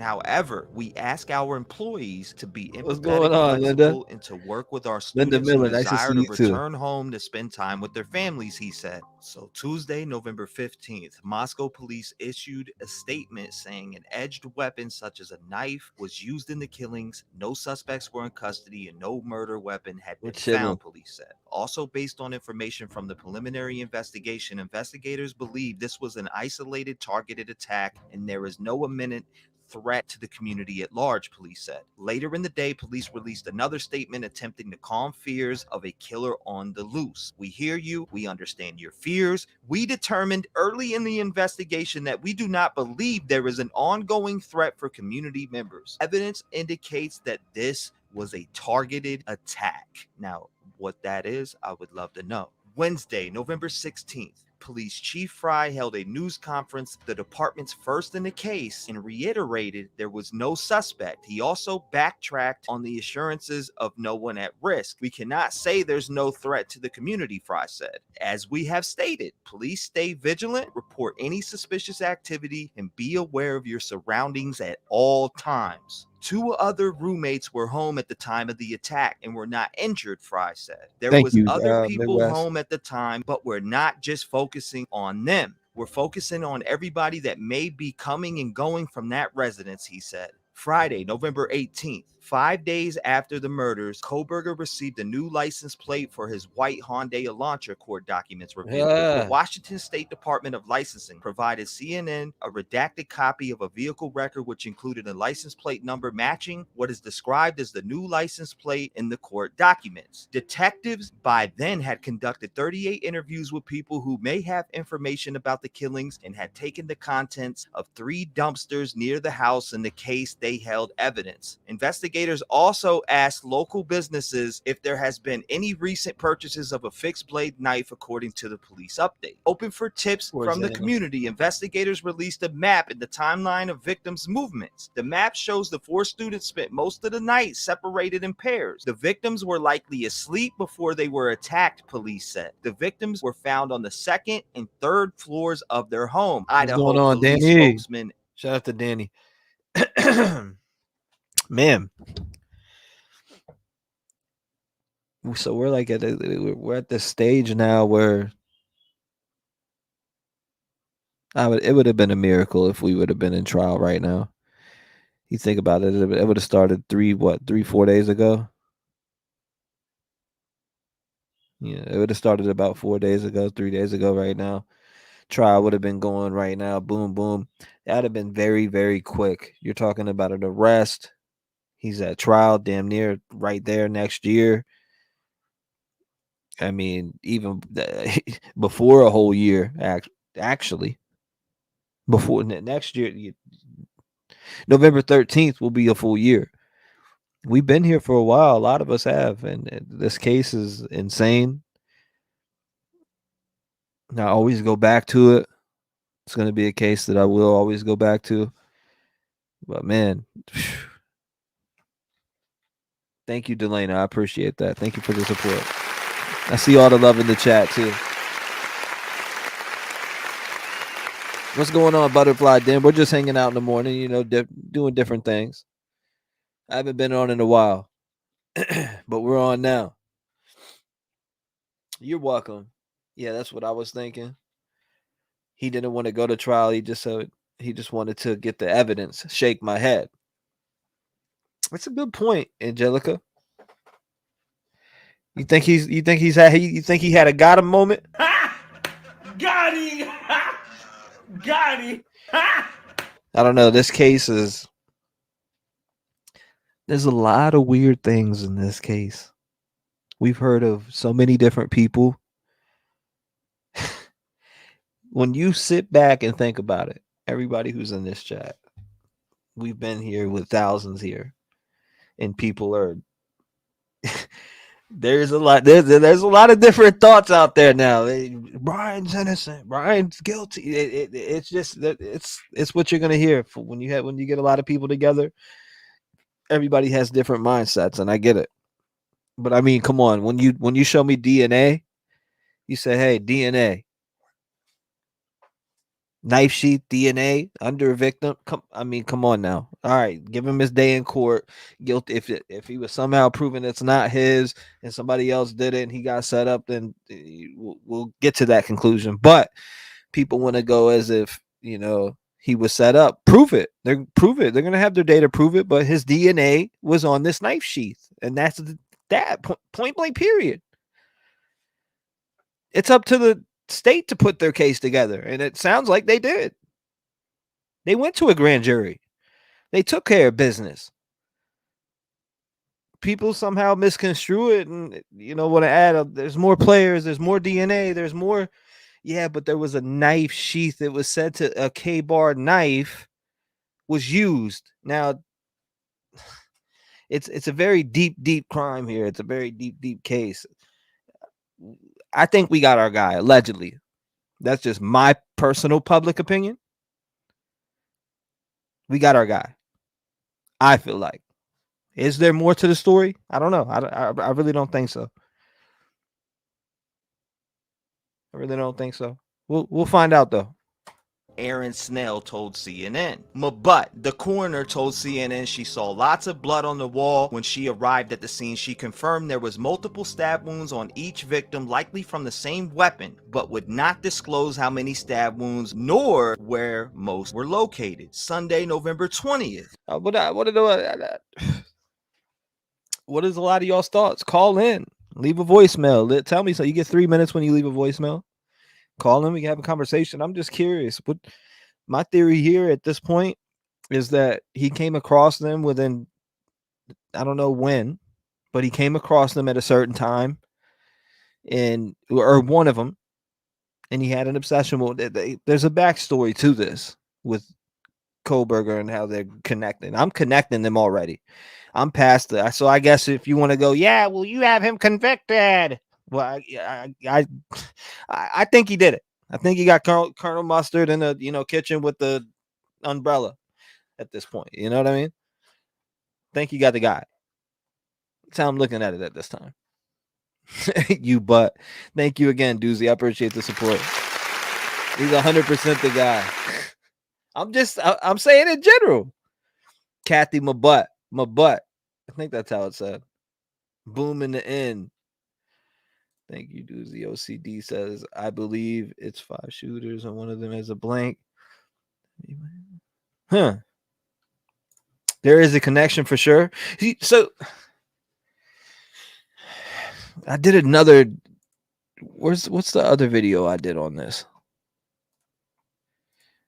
We got to get back to that. There's another video I did on this.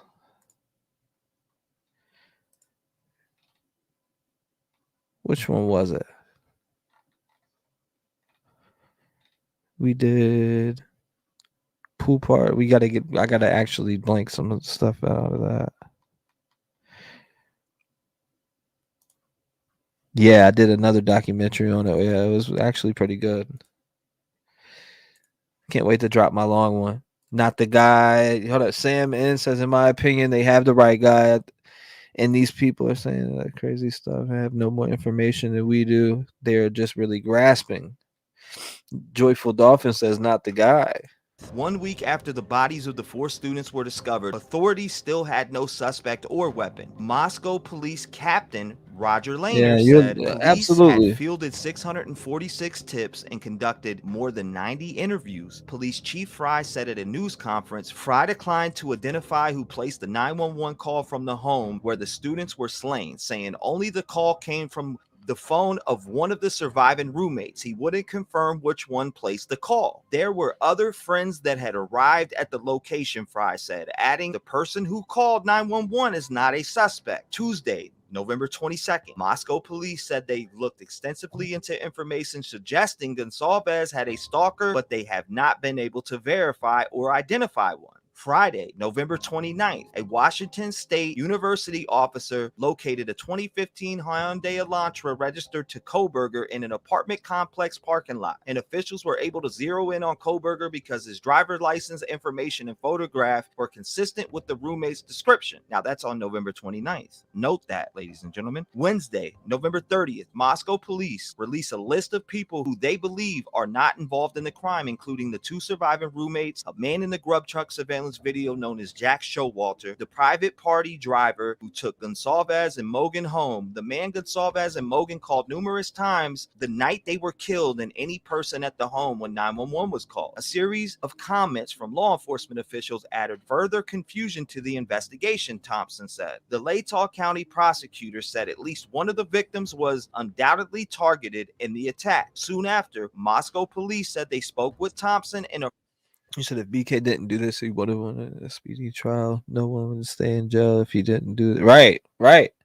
affirmed his comments were a miscommunication. Detectives do not currently know if the resident or occupants were specifically targeted, but continue to investigate, police said, appearing to backtrack on their earlier statements. So it's important that you note that, ladies and gentlemen. Write that down. We want to know deep about this case and when things were said. Monday, December 5th, regarding Gonsalves possibly having a stalker, police said investigators identified an incident in October which 2 men were seen at a business and 1 man appeared to follow Gonsalves inside as she exited to her car. The man did not make contact with her. Investigators contacted both men and learned they were trying to meet women at this business, detectives said. They believed this was an isolated incident and not a pattern of stalking, and said there was no evidence to suggest the men were involved in the killings. Wednesday, December 7th, investigators said they are interested in speaking with the occupant or occupants of a white 2011 to 2013 Hyundai Elantra spotted near the crime scene around the time of the killings. Investigators believe the occupant or occupants of this vehicle may have critical information to share regarding this case. The police statement said, noting it had an unknown license plate. In addition, Moscow police began returning some of the personal belongings of the 4 victims to their families. It's time for us to give those things back that really mean something to those families, and hopefully to help with some of their healing, Police Chief Fry said in a brief video statement. I'm a dad. I understand the meaning behind some of those things, Fry said. The items being removed are no longer needed for the investigation.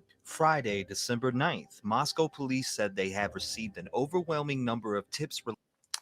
So let's take it to this. You got to think about it like this, that this was definitely a targeted attack. They knew it was a targeted attack. They said it was a targeted attack very early. I went back deep, dove into this case multiple times. This, without a doubt, was a targeted attack. Now, I remember when the Linda Lane footage came out, I didn't believe it was real, but I do now. Related to their search for a white sedan seen near the crime scene. Go down here. Due to the number of tips received, calls were being directed to a FBI call center to help sort leads received, police said. Monday, December 12th, Moscow police explained why they have not released more details about the case. We are still 100% committed to solving this crime, Moscow police captain Lanier. I mean, what's the same day? This is dated the same day everything happened, right?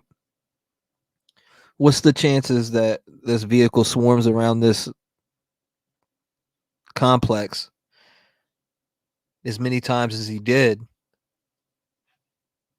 and it's on at the same time that things are written in the affidavit? What are the chances of that? Right? That's something that's, that it ain't getting past me. I still don't think that this was his first murder, in my opinion. It says Aisha. Yeah. I hope we find out. I hope they, if there was, I hope they get, I hope they get a voice. I hope they get their day in court. I hope that he pays for his crimes of what he did to, if he murdered other victims. 100%. Jacqueline says also look at obvious outside the control crime or outside the actual crime. Defense does not comment that their client is innocent on any news interview attempts. BK family does not visit. That's a fact too. Oh my God. That's a fact too. A few moments later. Liars Popo. What's going on, Just April? Said in a video update on the investigation. We're not releasing specific details because we do not want to compromise this investigation. It's what we must do. We owe that to the families. We owe that to the victims. We want more than just an arrest. We want a conviction, Lanier said. Lanier's remarks came as hundreds of University of Idaho students were taking final exams the week before the fall semester ends. Our analysts have spent hours sorting through and trying to come up with the most relevant tips first for the investigators to follow up on. They have interviewed some of the folks we have interviewed earlier in this investigation to clarify information, Lanier said. Thursday, December 15th, Christy Gonsalves, the mother of 21-year-old victim Kaylee Gonsalves, expressed frustration over the police communications on the status of the investigation into the killings in an interview aired on NBC's Today Show. It's sleepless nights. It's feeling sick to your stomach. It's just being left in the dark, Gonsalves said in the interview. Gonsalves also recounted the day she learned something had happened to her daughter. We're running around for hours, just not knowing what's going on and what happened, she said. We found out by people calling us, and the sheriff showed up about 3 hours later. Gonsalves described learning about the police interest in a white Hyundai sedan around the time of the murders, not from investigators, but from reading about it in a news release sent to her by someone else. My first thought just started being like, how long have they had this information? Where did they get this information? Was it on camera?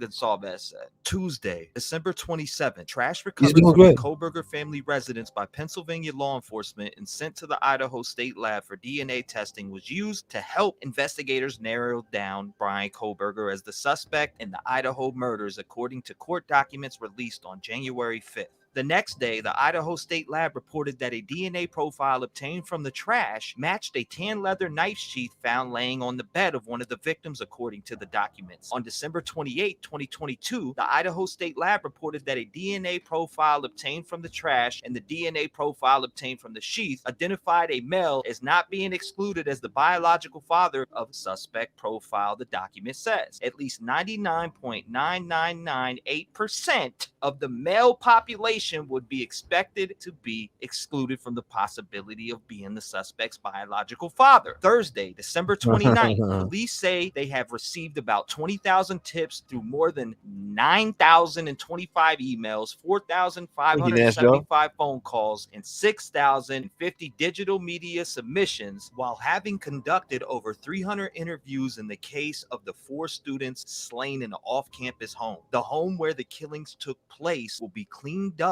but remain an active crime scene under police control, authorities said. Moscow police said they have worked with a property management services company to remove potential biohazards. Now, was this ever confirmed blood? A lot of people said it was, but was this confirmed blood?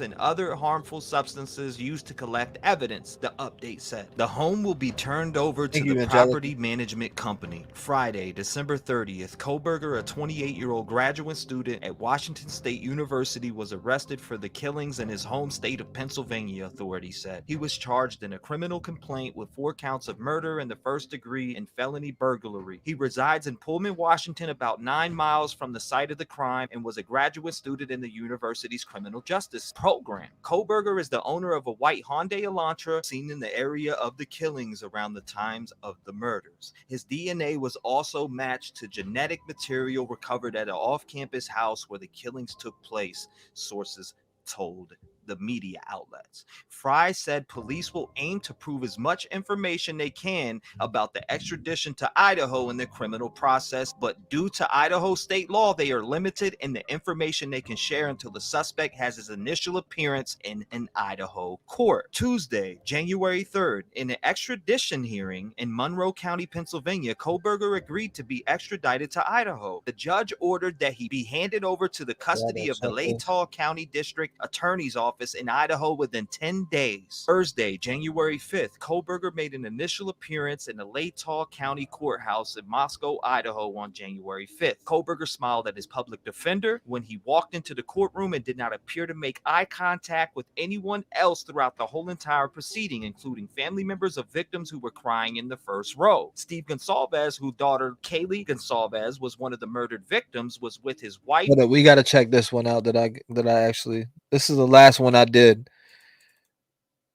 but there's so much more that we can.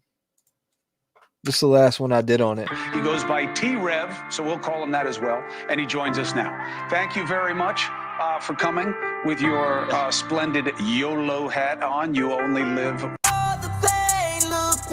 In places that Ethan, Maddie, Kaylee, and Xana were during the time of the murders. Now, if you're here and you checked out the last video, the timeline video that I dropped, make sure you go check it out. It has a lot of facts to it because it is the timeline that was given to us by the police. I appreciate everybody, all the new subscribers. If you're new to the channel, make sure you smash that subscribe button. Make sure you turn on your notification bell for all true crime. Now, with that being said, let's go ahead and take this walk and take a little deep dive into some of the interviews, the pressers, and known surrounding facts to the case. My name is Chief James Fry with the Moscow Police Department. I'm going to be reading from my notes today because I want the information you received to be extremely accurate. We know you have questions, and so do we. That is why we're here. Joining me today is the Latah County Prosecutor Bill Thompson, University of Idaho President Scott Green, Provost and Vice President Tori Lawrence, University of Idaho Dean of Students Blaine Eccles, Latah County Sheriff Richie Skiles, Chief Deputy of Latah County Tim Best, Idaho State Police Colonel Kedrick Wills. This was a horrible crime that took the lives of Ethan Chapin, Xana Kernodle, Madison Mogan, and Kaylee Goncalves. Now, this is the start of the presser. My brother was good. Was you good. can immediately hear he got a couple names wrong. He had Kernodle right. I think he got Ethan Chapin wrong. And then Kaylee Goncalves is how he said it. And a lot of us had it wrong coming out, but to be on the police force and to get that wrong, I think that hit home with the family. To me, I think it was disrespectful to them, and maybe that's how they took it at the time because they were grieving. But I know they're appreciative of the good law enforcement work that was done here. Now let's get back to looking at this first presser and analyzing it. This horrible crime has affected all of us, the families, the University of Idaho, our community, our country. He's right. It did affect our country. And let's take 1 second in this video to pray for the families and the victims. Amen. And our officers. Agencies that are involved in this task force include Latah County Sheriff's Office, the Idaho State Police, and the Federal Bureau of Investigations. As we continue our investigation, we have learned that Ethan and Xana were at a party on campus. Now, I kind of want to jump into the story of that night for Xana and Ethan because there's a lot of confusion surrounding it, and I would just like to cover the facts to it. On the night of November 12th, Kernodle and Chapin had gone to a fraternity party at the Sigma Chi from 8 p.m. to 9 p.m. on the University of Idaho campus. The young couple then arrived back at home on King Road that Kernodle, Mogan, and Gonsalves shared with two other female students around 1:45 a.m. on the 13th of November. The two locations are only minutes apart on foot and based in busy student areas, close to Greek Row, where the Idaho University students and sorority and fraternity houses sit. Now, I do want to cover this topic here because it is heavily talked about within the true crime community. Xana Kernodle and Ethan Chapin were found dead by his best friend, who checked for their pulse before calling 911 from a surviving roommate's cell phone 8 hours later. The unidentified friend had gone over to the Moscow, Idaho home on the morning of November 13th, hours after Chapin and Kernodle, both 20, Maddie Mogan, 21, and Kaylee Gonsalves, 20, were slain in their sleep by suspected killer bryankohberger. Sources told news outlets Chapin's best friend found the two bodies and took their pulse before shouting at roommate Dylan Mortensen, 21, and others to call 911 around 11:58 a.m. What the real story is, I don't know, but I think we're going to have to wait till trial to find out. So let's continue back on the presser and keep diving in. And Madison and Kaylee were at a downtown bar. They arrived home sometime after 1:45. So Madison Mogen and Kaylee Gonsalves had gone to the corner club that night, a downtown sports bar at about 10 p.m., from which they departed at 1:30 a.m. A live stream video on Twitch by the Grub Truck, a food truck 4 blocks south at Friendship Square, Main and 4th Streets, showed Mogen and Gonsalves at 1:40. There was a lot of people talking about damn, I didn't know I made this video 37 minutes. Anyways, I seen a lot of people saying that they think that he's gonna tap out. There won't even be a trial. I don't know what all that fuss is about, but 41 a.m. chatting and smiling, getting their food 10 minutes later, and leaving to take what the police initially said was an Uber ride home. A trip about 1 mile. The police later rephrased their statement to say the ride was provided by a private party arriving home at 1:56 a.m. Now, we touched on this in the timeline last night when I dropped the documentary. Now, I do want to bring up an important detail. The Gonsalves family sat down with Chronicles of Olivia and put out an interesting statement. Now, what caught my eye that was in this interview that Chronicles of Olivia did with the Gonsalves family was, go ahead, shoot me a call. What's on your mind about it, man? Christy said she saw them get home at 1:56 and that the Grub Truck footage solidified the timeline for her when it came to Madison Mogen and Kaylee Gonsalves. So I do want to make that point to everybody. If you haven't went and watched that interview, go watch it. She says she's seen the girls arrive home on Ring video. I thought that was interesting, and I still think that's interesting. On the Chronicles of Olivia's video, she said that solidified it because they seen them get home on Ring video.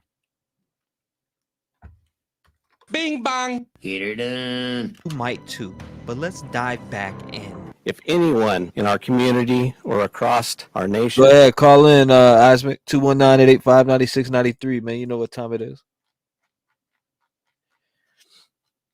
Oh, we need to do it like this. My bad. Has any information about these times or the victim's whereabouts, please call our tip line at 208-883-7180. The facts of the case that we know right now. We know that these homicides occurred in the early morning hours of Sunday, November 13th. Around noon, Moscow officers received a call of an unconscious person. Officers discovered the bodies of Ethan Chapin, Xana Kernodle, Madison Mogen, and Kaylee Gonsalves inside the residence on King Road. 4 were stabbed with a knife, but no weapon has been located at this time. There was no sign of forced entry into the residence. Investigators are continuing to collect evidence at the scene. Investigators are working to develop a timeline to relevant events. Autopsies are taking place today on all the victims so we can continue to gather evidence and solve the crime. Investigators are working to follow up on all leads and to identify a person of interest. 757 sent from heaven took this a chance to steal you. Isaac, what's going on? Hey, Trev, it's Donna. Donna in the building. What's going on, Donna? How you doing? I'm good. I'm so glad you're here today. I look every day to see what's going on.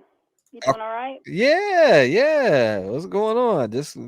We just got, after the Cavalcante case, my dad had a heart attack, and then right after that, my grandma passed away, and then Is your dad doing okay? and then I'm just returning today. So I was, able to put her to rest, and he's doing good, and now everything, it's been a rough couple of weeks, but we're good though. We're back. Good.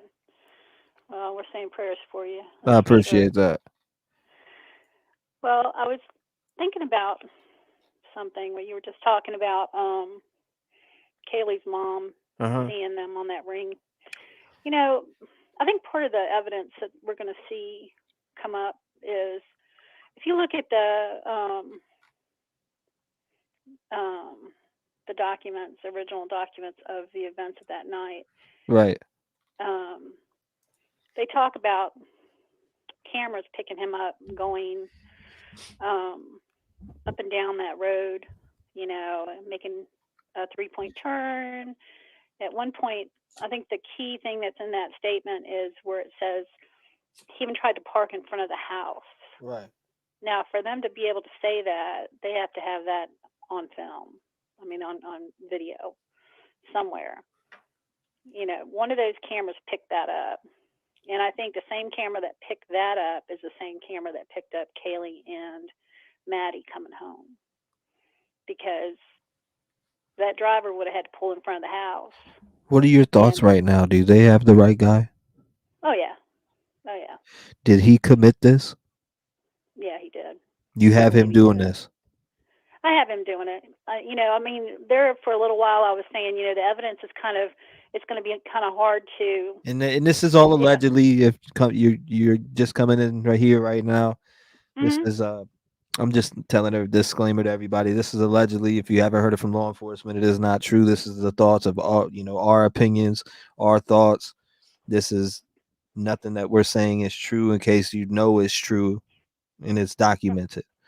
But go ahead, keep going, Donna.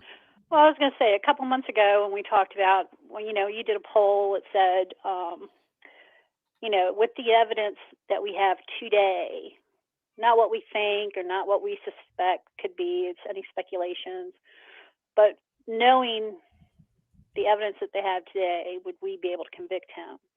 And at that point, I was like, no, I don't think so.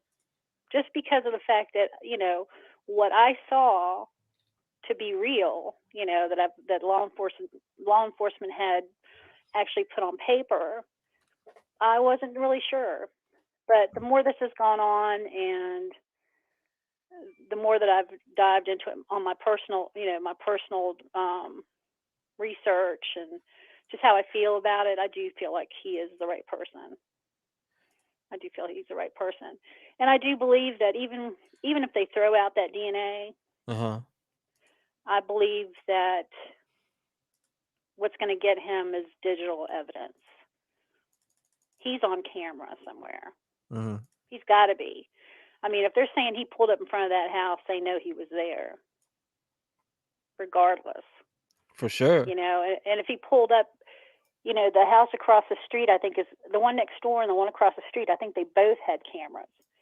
And you know, at some point when he passed one of those cameras, they had to be able to pick him up. You know, you got to be able to see in that car. I mean, I can look in my ring sometimes and I can see people in their cars. Right. You know, and you're talking, you know, the street is two, 3 car lengths away from the street. And sometimes I can see who's in the car. Not clear, but I can make out who they are, you know, if it's a neighbor or something. So I think that's kind of where I'm leaning. I'm leaning that if they throw out the DNA, you know, which I think they're really trying to do, I think the digital evidence is going to still hold water in this case, you know. Yeah, yeah. Because to me it just seems like, okay, the DNA, if that's all they have and they throw it out, it's over. Game over. Ismic, was it you that called from the other number? Who, me? No, Ismic. Oh. So, I mean, I'm. Yeah, it was okay. I was just making sure. I just think in some ways I'm glad that the trial is not going on right now. Because I myself couldn't really focus with everything I've got going on in my life, you know, and I don't think I would be as in depth to be able to pay attention to it and really get into it. I'd be locked in. I'd be locked in. Yeah, of course. You know, that's where I want to be. I want to be locked in, and I want to, you know, I want everything else out of the way.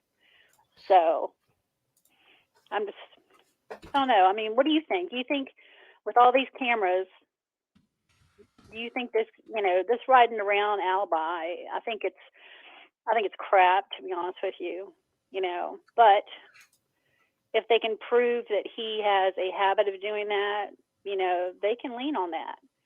But also, if they have digital documentation, you know, video of him sitting in a car, because he didn't just drive by. He attempted to park, right, which slowed the car down. You know, it made it more visible to the camera, in my opinion. You know, it's not like he just breezed by the camera. He would have had to have like slowed down, maybe even stopped to try to park.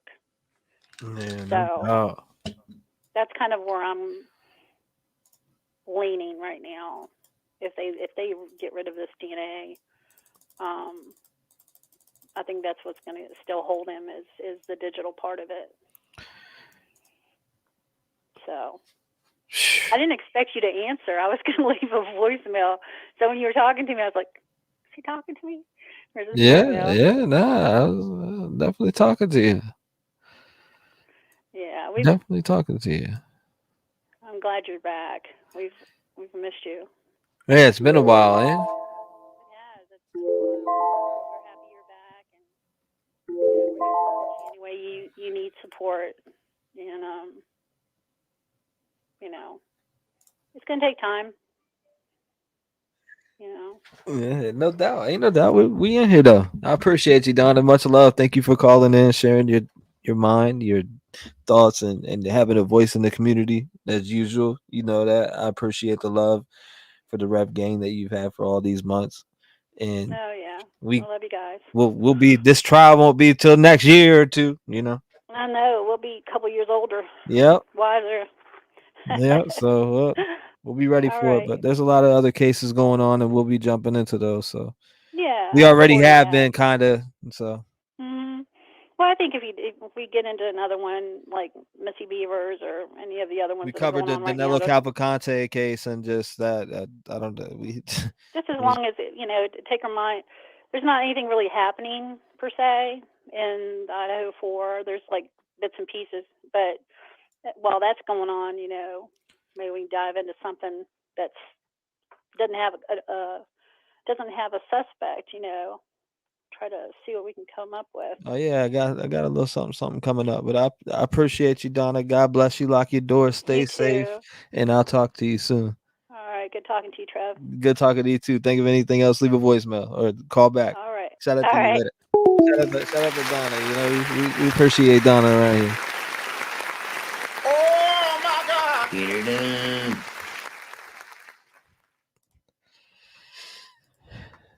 Let's give one of my guests a call that I started the show. I started the show with him last year. I was at 10,000. We didn't start, City but Morgue used to have when we slept. yeah, back. I was just thinking. What, back in about last year around this time, maybe a month after we got together and did some lives. I think I was at like what 12,000 then. Sheesh, I forgot how many it was. I stopped counting, honestly. I mean, we was in there pretty deep, bro. I mean, It was on the Kylie Rodney. We were on Kylie Rodney too. I mean, I'm pretty sure you were on. That's where it started. That's where it started. Yeah. But I mean, think of where we was at from the very beginning of this case. I mean, dude, we didn't know anything until he was arrested. And then once he got arrested, then that's when the real mind screwing began, dude. Because, I mean, I've said it the whole time they got the right guy with him. Strictly because when he walked in his parents' house to arrest him, he was sticking tissue that he just wiped himself with in a Ziploc bag to dispose of it. Who does that unless you're guilty? You know what I mean? Right. I mean, that separating trash with gloves on, and exactly. There's just a lot of things that just don't add up with the way he was acting. I don't believe he done it by himself. I mean, look, if you go look at the two different clips that we got from before the murders, where he got pulled over with the lady officer, he didn't seem like a deer in the headlights as when he was with his father. I'm just saying, he seemed like a deer in the headlights with his father, bro. Like he looked different. His mannerisms were different. He just looked like, oh shit. I mean, like one of them, it was like one of them oh shit moments, and that's just how I looked at it. If you look at it and play it and analyze it slowly, I've analyzed it over and over and over and over and over again, probably 200-300 times, to the point where he looked like a deer in the headlights in that video, or where he got pulled over. Which one? When he was in Indiana, pulled over with his dad? Yes, with his dad. Oh hell yeah, without a doubt. I mean, not only that, but when his dad's telling the police where they coming from, the way he looks at his dad, dude, he looks at his dad with a murderous look on his face. Oh my God! The way he looks at his dad, dude, says a lot to me. I mean, man, but I still firmly believe he didn't do this by himself. Oh, you think he did this with someone? I think it had to be at least one more person. Oh no. I mean, he's Agree to not, disagree. Agree to disagree. I think he did it by himself. But hey, who helped him? You're right. Listen, I love having it. I love, you got your thoughts. I got my thoughts. Who helped him in your head? Because I want to have this talk with you. I mean, it's hard to say, honestly. I mean, I was thinking maybe your boy, that military dude that killed himself. I was thinking maybe him. Bryankohberger? Yeah. I had his friend, the one I had his friend on my show. Yeah. I mean, I'm actually friends with him. I have his number now. I could call him right now, Darren. Oh shit! That's what I was saying. I was thinking it was him at first, like once he got arrested and shit. Because why else would old boy kill himself around that time? You know what I mean? But then the whole thing came out about this girl and her boyfriend and all them. I mean, dude, I don't know. Mm-hmm. I mean, it's hard to say. I mean, I don't want to put the blame on somebody, but if it does turn up he did this all by himself, I'd be highly like, I will be surprised. There ain't too much in this world that surprises me, but that'll shock the fuck out of me. I don't know. Maybe Detective John helped him. What about that? Oh my God! Bing bang! Get her done. Oh shit! Man, this whole shit's crazy, man. I look at it like this. I think he did it, just by himself, allegedly. I think he went in there. Yeah, I mean, it's possible he could have. I mean, he just would have been. He had to have been Speedy Gonzalez to do it all at that amount of time. I think that he went through that crib a few nights before, just to see, and that's why he was so comfortable with going in there, because he probably went in there and stood over him while they were sleeping nights beforehand. I think he practiced. If he did do that, bro, that's just. This is allegedly. If you haven't heard it from law enforcement, it's not true. But I'm just thinking in my head here. He went there. I think he went there. For the past a month and a half, or there's no telling within the time. But he went there some nights and snuck in just to see how far he could get, possibly. Who knows? I don't know. I'm just guessing, but he went in there and definitely got a lay of the land. He got a lay of the land. This is their all right. Yeah, this is her room. Okay. This is her room. Okay, check. This is where I need to go. Check. Right. I think that's what he did. I think he checked off these certain areas. I think he went in and said, "Okay, this is not who I want. This is not who I want. I'm going. I destination do you remember, upstairs." at the very beginning, I was saying one of the survivors had something to do with it. They had to have. I'm just thinking in general in my head. No blood trail or anything. I'm thinking in my head, hey, bro. I'm thinking that he stalked whoever he wanted. He wanted somebody here in his head. He was with whoever in his head, and he was stalking to the point where he was going there during nights. Let's just think about it. He moved there. He ain't really had no friends there, like talking about. He got upset. I mean, and all of the times his phone pinged in that location, around that area. He allegedly was liking this shit on a Facebook or an Instagram account. I forget which one. Don't quote me on it 100%, but I just seen it recently on an episode. But in general, I think that he was going in that house beforehand. Allegedly, this is just my opinion and my thoughts. I think that he was going in that house before the murders. I think he went in there. He had a lay of the land. And recap some of the shit we were talking about back then too. I just really feel like he had a lay of the land, bro. What's your thoughts on that? Oh yeah, I mean, he's not gonna go in there and not, and that to be able to do it that fast and stuff. I mean, yeah, I agree with you on that. I think that he even tested it and went in at night when they were sleeping just to test and see kind of did like a dry run or something, Get what I'm saying? See what wakes up what, see what noises do what. I'm speculating I'm speculating big time. Makes sense. It makes sense. This is just my thoughts. Yours you may be thinking, damn, he's an idiot, but I'm just giving you my thoughts in general. No. I agree with you. I'm speaking to people in general, but I respect everybody's opinions. You may have a way different opinion than me in general. I'm talking to people in general, but that's just my thoughts on that. I think that he went in there and did some runs and was like, okay, this is her room. I need to get up. My destination's up them stairs, back near that bathroom to the right, the bedroom on the right-hand side. I think Yeah, that's and I mean, he could have did that also, getting his courage up to actually do the act, you know? Mm-hmm. I mean, that's crazy, though. I mean, the more I think about it, the more I mean, it makes sense that he would go in there and do dry runs because, I mean, if you don't go in there and know the layout, you know, of the house and stuff, you're going to make a big mistake, a bigger mistake than leaving the sheath behind. I think he had more time in that house, dude, because the no blood trails leaving and shit like that. Like, something tells me somebody cleaned up some way. He did it. One of the roommates did it. Somebody cleaned up a little something. I mean, I don't know. So do you think that, because I was reading reports this morning about Dylan Mortensen, you know, being cyberbullied, and she's been just gaming at the house, not leaving the house, and using that as a coping mechanism.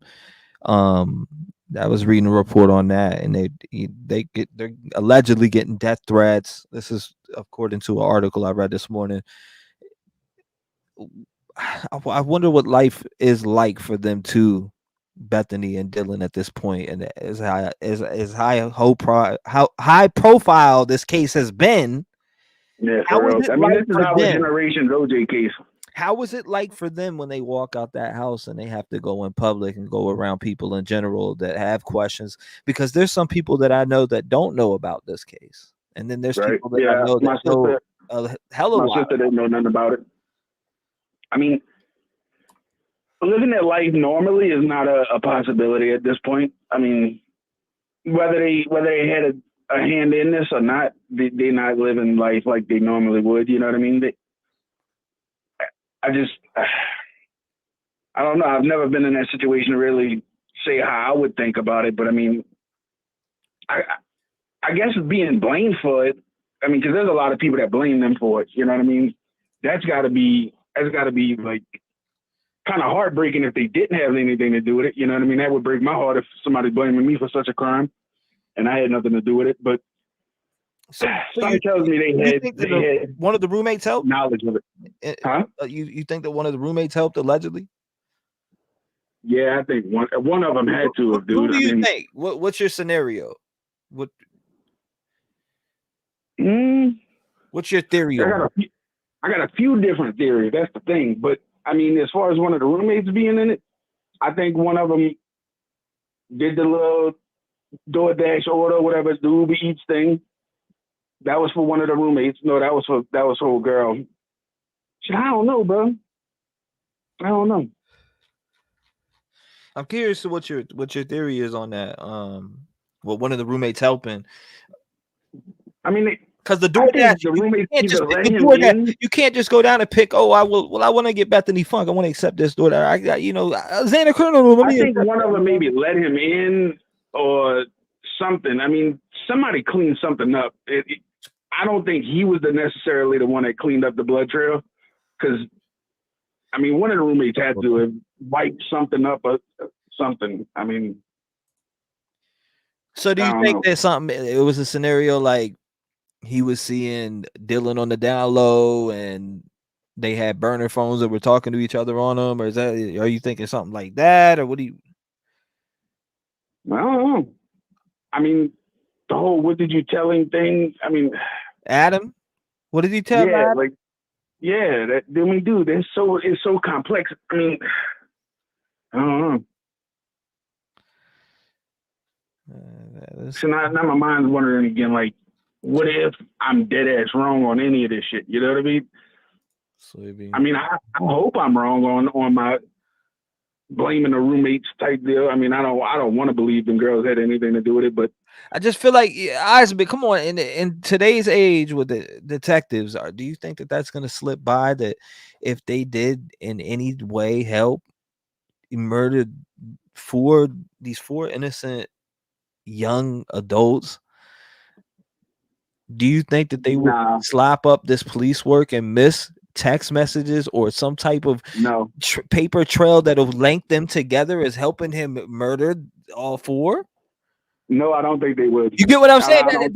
That's where my problem comes into play at, though. Like, that's but I at the same time, I feel like the police department's trying to cover up something. You know what I mean? Okay. I mean, I don't necessarily think they would cover that up. Like, the roommates texting and, having knowledge about it. I don't think they would cover that up. If that was the case, I think they would put that forefront. Like, hey, this is what the deal is. This is what happened. These girls had something to do with it. If they really had something to do with it. But look at all of the shit that they fumbled as far as law enforcement is concerned. I mean, they fumbled a lot of shit in this case. A lot. Yeah. They told the public that they had nothing to worry about, bro. Like, yeah, no we were sitting here during those nights. We can go, everybody can go back to those streams that it was me, you, Santa. We were doing the hand signals and bat signals. With Santa Joe. Yeah, we were covering this back then. Shout out to Gypsy in the chat, DM, everybody in there, Midwest, Alina. Right. Shout out to everybody in the chat. But in general, bro, at the point, like right now, I think that he did this. I don't think that he had help. At first, I did think the roommates were involved, allegedly. I did think the roommates were involved, and I specifically was aiming towards Dylan. But at this point right now, I don't think that they were involved or she was involved at all. I hope they wasn't. You know what I mean? Now, shit kind of got weird for me when it came out that Bethany was she might have had she was alleged material witness and the defense wanted to meet with her. And yeah, I remember that. I remember shit, being funky with that. And I started thinking, like, why would they want to talk to Bethany? What did she tell the police? That are they holding that in their pocket? Do they have a home run with Bethany that we don't know about? Or is that why they have a gag order on this case? What is going on here? And it's causing a lot of ruckus. And in this case, in general, with a lot of the things that they're holding back, is causing a lot of speculation just from people like me and you and everybody that's in this chat in general. 100%. But there's something we're missing here. There's something we're missing. Yeah, I mean, I guess it'll all come out. But like you said a minute ago before we got on the phone, that people are saying that he's going to tap out before the trial. I think he will too. I've been saying that since they arrested his ass. I don't think he's going to take it to trial, because if he takes it to trial, they probably going to give him the penalty, the unaliving penalty. But yeah, I think he'll take a plea deal. The death penalty. Yeah, I think he'll take a plea deal to avoid the death penalty. And I think that's the only reason he will tap out. If it wasn't for that, because the death penalty is still on the table. Fire squad? If they give him the death penalty, I hope it's the worst imaginable way possible. Like, firing squad, whatever, because that old lethal injection, that shit is basically like you fall asleep and then your heart stops, What's your thoughts on him? I personally think that he's Papa Rogers. Allegedly. I allegedly believe that Bryankohberger is Papa Rogers. Rogers. 100%. I 100% allegedly believe that. I'm leaning more towards he is than I'm leaning towards he's not, because Papa Rogers knew shit that nobody would know unless he was him. You know what I mean? Mm-hmm. But if he is, dude, if that comes out that he's Papa Rogers, like, how stupid can you be to try to dangle that in everybody's face? You just make yourself look 10 times worse and 10 times more psychotic. But to do something like that, dude, you got to be out. Your rocket don't even move. You know what I mean? Like, yeah, I get it. He's an intelligent human and shit, but psychopath, sociopath, fucking just everything, all of the above when it comes to mental illness. I don't know, bro. Shit. We need to go back and watch some of that shit we were talking about and see what's still relevant now that, all of this shit's come out, because I want to go back to at least when he got arrested. You know what I mean? To see what we were talking about then, because, dude, shit, this case is a roller coaster. And I feel bad for okay, so I remember around the time that he got arrested, there was that whole picture just came out around, what wasn't that around the time that the picture leaked from the corner club with Jack D allegedly? Yeah, the two different fucking camera angles. Yep. And then that was before the audio came out of them by the red light and shit. Yeah, I'm working on a couple documentaries, few different cases. There's a lot of there's a lot of cases that I'm gonna be bringing to the forefront that's gonna blow your mind. In general, your mind's gonna be messed up when you hear the. I mean, dude, I didn't know all of the in-depth stuff about the Delphi case until just recently when it, I mean, dude, when I seen all that shit, I was like, what the fuck? Well, I'm dropping documentaries, so I've been working on this one. Right. So I'm working on this one right now, and Oh, yeah. Coffindorfer is really good. Is friends with her best friend, the one that I'm doing the story on that passed away. So I'm trying to get her on. I'm trying to get her on that documentary. What's going on, Slenderella? Okay, is Papa Rogers 2. Lori Smith says the voter says he's definitely a psychopath. He's writing online when he was a teen, told a lot. He was a sick puppy. I mean, basically, what he was doing, if he is Papa Rogers, basically what he was doing was solidifying his episode of like CSI or something like that, NCIS or whatever, one of them shows, because they're gonna make a show about that shit. If he did that shit on the internet, they're definitely making a show about it. Mr. Rogers, it's a beautiful day in the neighborhood. Man, a lot of people are in general to this day are saying F that. I don't care who met what. That I think that was Kohberger that called you. People still say I don't care what interview, who interviewed who and found what. I think it was him that called you. I'm like, I don't. I mean, that phone call was creepy as hell, bro. I can't make it up. Like I can't. There's some people I just can't tell that I've told them it's been debunked allegedly, and they're like, nah, I'm not buying it. Yeah, I mean, it just the creepiness of it was like, I don't know, man. Dave, what's up? It's Dave. Dave Kenneth from Connecticut, an automated. Did you just say Ken Kenneth from Connecticut? Yeah. That's if y'all don't know where that's from, just go listen to the Eminem LP. Or the Marshall Mathers. Was it the Eminem? No, it's the Slim Shady LP, the first one. Ken. Yeah. Oh God, I can't even laugh like that. No, yeah, that's some old school. Oh my God. Yeah, but I don't know, man. I'm about to head out of here. I got some shit I gotta take care of. No doubt, my brother. No doubt, my brother. I'll holler at you. You good, man? I wanted to tell you, bro. Sorry for your loss.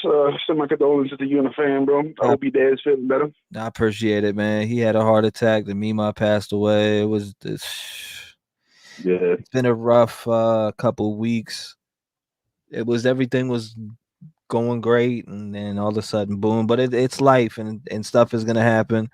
And no matter what it is, man, love and light. I'm gonna fight it with love and light, and whatever happens is gonna happen, because if you do it with love and light, nothing but no matter what's thrown at you, you're gonna move past it and move forward. But shout out to you, my brother. I appreciate you calling in, chopping it up with me. I need to get you on the show. We need to get you back on. I need to get a few people on. I'll send you a message on IG or something. All right, my brother. God bless. I'm gonna holler at you soon. You too, bro. Be safe. All right, shout out to my man Eismick for calling in. I appreciate him. Shout out to Eismick. Lisa Chick says, glad to see you back, T. Missed you. Sending love and prayers to you. Thank you. I appreciate that, Lisa Chick. Thank you for the support to the channel. Dave Who, Midwest said. But in general, this case is all over the place for me. I do have questions still within that 8 hour. In this case in general right here that I'm specifically talking about, the Idaho 4 case, I have questions within that 8 hour gap still. What took so long? What happened? Did they not know? I personally am leaning towards, I think they didn't know about what happened outside of them doors. I personally really believe that right now, that they didn't know what happened outside of them doors. Neither Dylan or Bethany thought murder. That is my personal opinion. That is what I personally think at this point. Dave's not here, man. I'm just saying in general, that's what I think. What are your thoughts on that? who's front and center, Moscow Mayor Art Bedge said. He doesn't want the limelight. What he wants is just results, and he works to provide other people with the resources that they need to achieve those ends. Fry provided updates on the case at news conferences packed with national and local media and watched across the country. He and his apartment of 30 sworn officers faced criticism by some who said Fry did not provide enough information and that his department was not equipped to handle a quadruple homicide investigation. Bedge said he could tell Fry did not like speaking at the press conference or two. It wasn't his natural niche, he said. He grew into the position and did much better with each passing press conference. Latah County prosecuting attorney Bill Thompson said Fry presents himself as he is, very straightforward and candid. Fry said in an interview last week he was unable to answer questions related to the investigation because of the gag order issued by Latah County Magistrate Judge Megan Marshall. The order prohibits police and attorneys from providing information on the case. He was, however, able to dive into his service background. Fry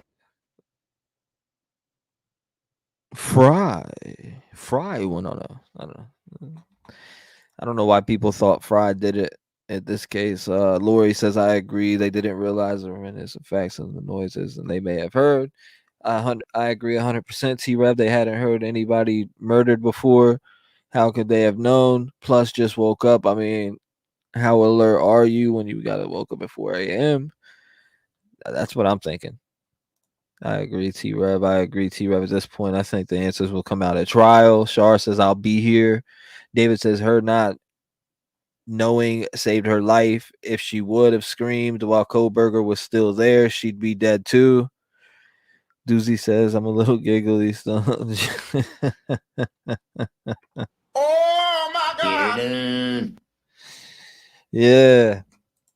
Who has a wife of 32 years and 4 grown children, started at the department as a reserve officer in 1994. He rose through the ranks and became chief in 2016. I haven't heard he has from him. deep roots in Moscow, in our community, and our university, and that definitely shows in his care and consideration when leading the Moscow police, UI spokeswoman Jody Walker said. Walker said the university has a long history of collaboration with Fry and the police department, and that provided a great foundation on which to work when the 4 students were killed November 3rd. He cares deeply. He's very professional, Walker said. In 30 plus years, the Moscow police, Fry has worked a handful of homicide cases. He said those cases gave him experience and knowledge that helped with the U of I student killings. That included knowing when to reach out to Idaho State Police and the FBI for assistance. In the UI stabbings, the work of the Moscow police,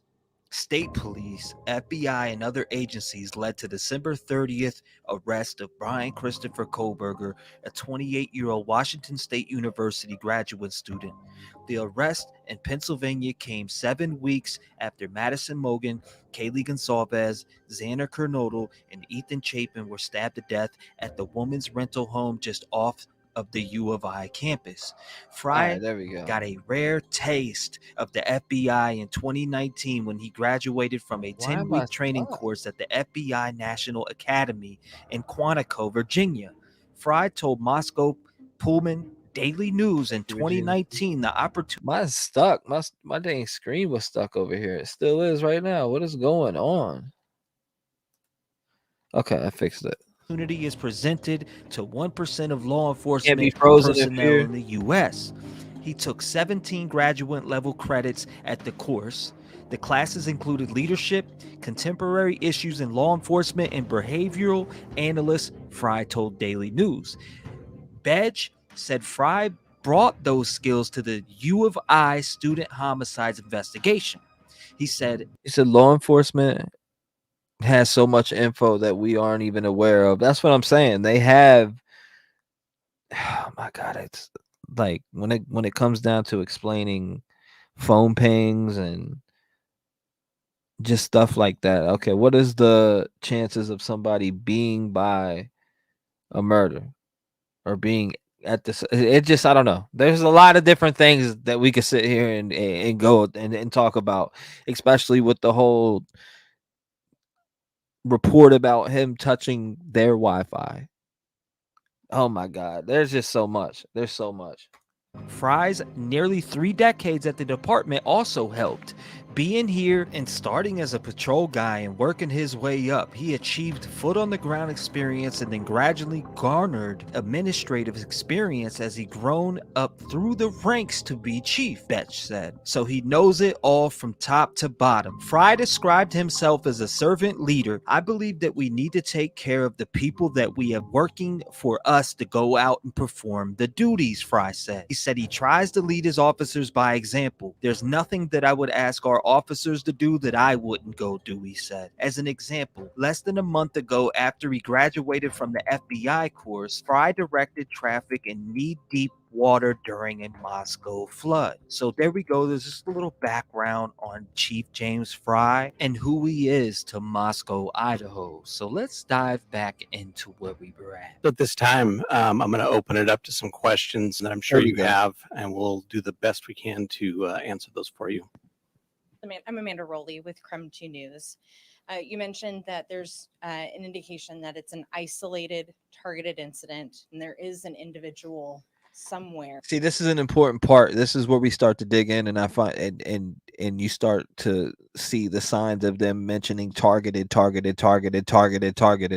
Can you give us a reason as to why there's that belief there is a suspect? And This is can you definitely also, targeted. give a little more information on the forced entry. There's no sign of forced entry, but was the door, did it seem like any of the entries were left unlocked by any means? We're not 100% sure if the door was unlocked, but there was no damage to anything, and the door was still open when we got there. Could add one more question. You asked for videos or anything from the community to help put together that timeline. We obtained a copy of Twitch video. Definitely targeted. Family members of the Gonsalves Come on now. family were able to identify Maddie and Kaylee in those videos at a You're food welcome, truck Lori. ordering food. Is the police department, our investigators, aware of that video, and has it helped put together that timeline? We are aware of that video, and it has helped. It gives us a time and space where we know that 2 of our victims were, and that helps us a ton, and we'll continue to follow up all leads that we can and continue to gather those. Any indication of a party at the home that night? Not that we know of, not at the home. We know that Zaina and Ethan were at a different party on campus. Chief Wright, John Webb with KHQ. On September 12th, there was a vandal alert that was sent out about a potential stabbing threat on Paradise Path. Does this have any connection with what we've seen so far? Not that we know of it, but we're following up every lead. Every piece of information we get, we are following up to ensure nothing has gone unturned. We want to have the individual identified, who is the suspect of this eventually. So we are literally looking into every aspect of everything. You guys have said repeatedly that there's no threat to the public, but we don't know who the suspect is. We don't know where he's Exactly. at. How is there no? See, that's this is the part that always got me right here, and this is why I did a deep dive back into this, a 37-minute little deep dive, and went back on some information and listened closely, because when you listen the first time, it's like, okay, yeah, but we're still about to go to trial, so going back and listen, and it's actually smart to do. FTA for the algorithm. Make sure you come in. If you just come in this, make sure you smash that like button. We started off early in the morning. Usually we do nighttime. So You guys have said repeatedly that there's no threat to the public, but we don't know who the suspect is. We don't know where he's at. How is there no threat to the public at this point? Well, that's kind of an unknown. Like I said, we took the information that we had at the time, but we do need to be aware the individual is still out there, right? We need to be vigilant. We need to watch out for our neighbors. We're a community policing community. We've said that for years, and it's a community that watches out for each other. We need to continue to do that until we can close this off and make an arrest. Why has there been such limited information over the past couple of days? I mean, we're almost 4 days into this. Why has it been so limited? Yeah, it's a difficult. We have a lot of information coming in. We have tried to push out some information through press releases, but the reality is I probably should have been standing here a day or so ago, but I'm here now. We're going to continue to be here. We're going to continue to give you the information we can. We care about this community. I care about this community. I've worked here for 27 years. yes, this was a go back. This was a deep dive into the old information. Okie Angel. That's exactly why I went back and dove into it, just to listen to certain things that were being said. What I picked up from going back and listening. So when people listen to different opinions on this, they already are saying targeted. They're deadlocked on targeted attack. So there is something at that scene that is telling these police officers, these detectives, targeted attack, targeted attack. It immediately and never really changed. It stayed targeted.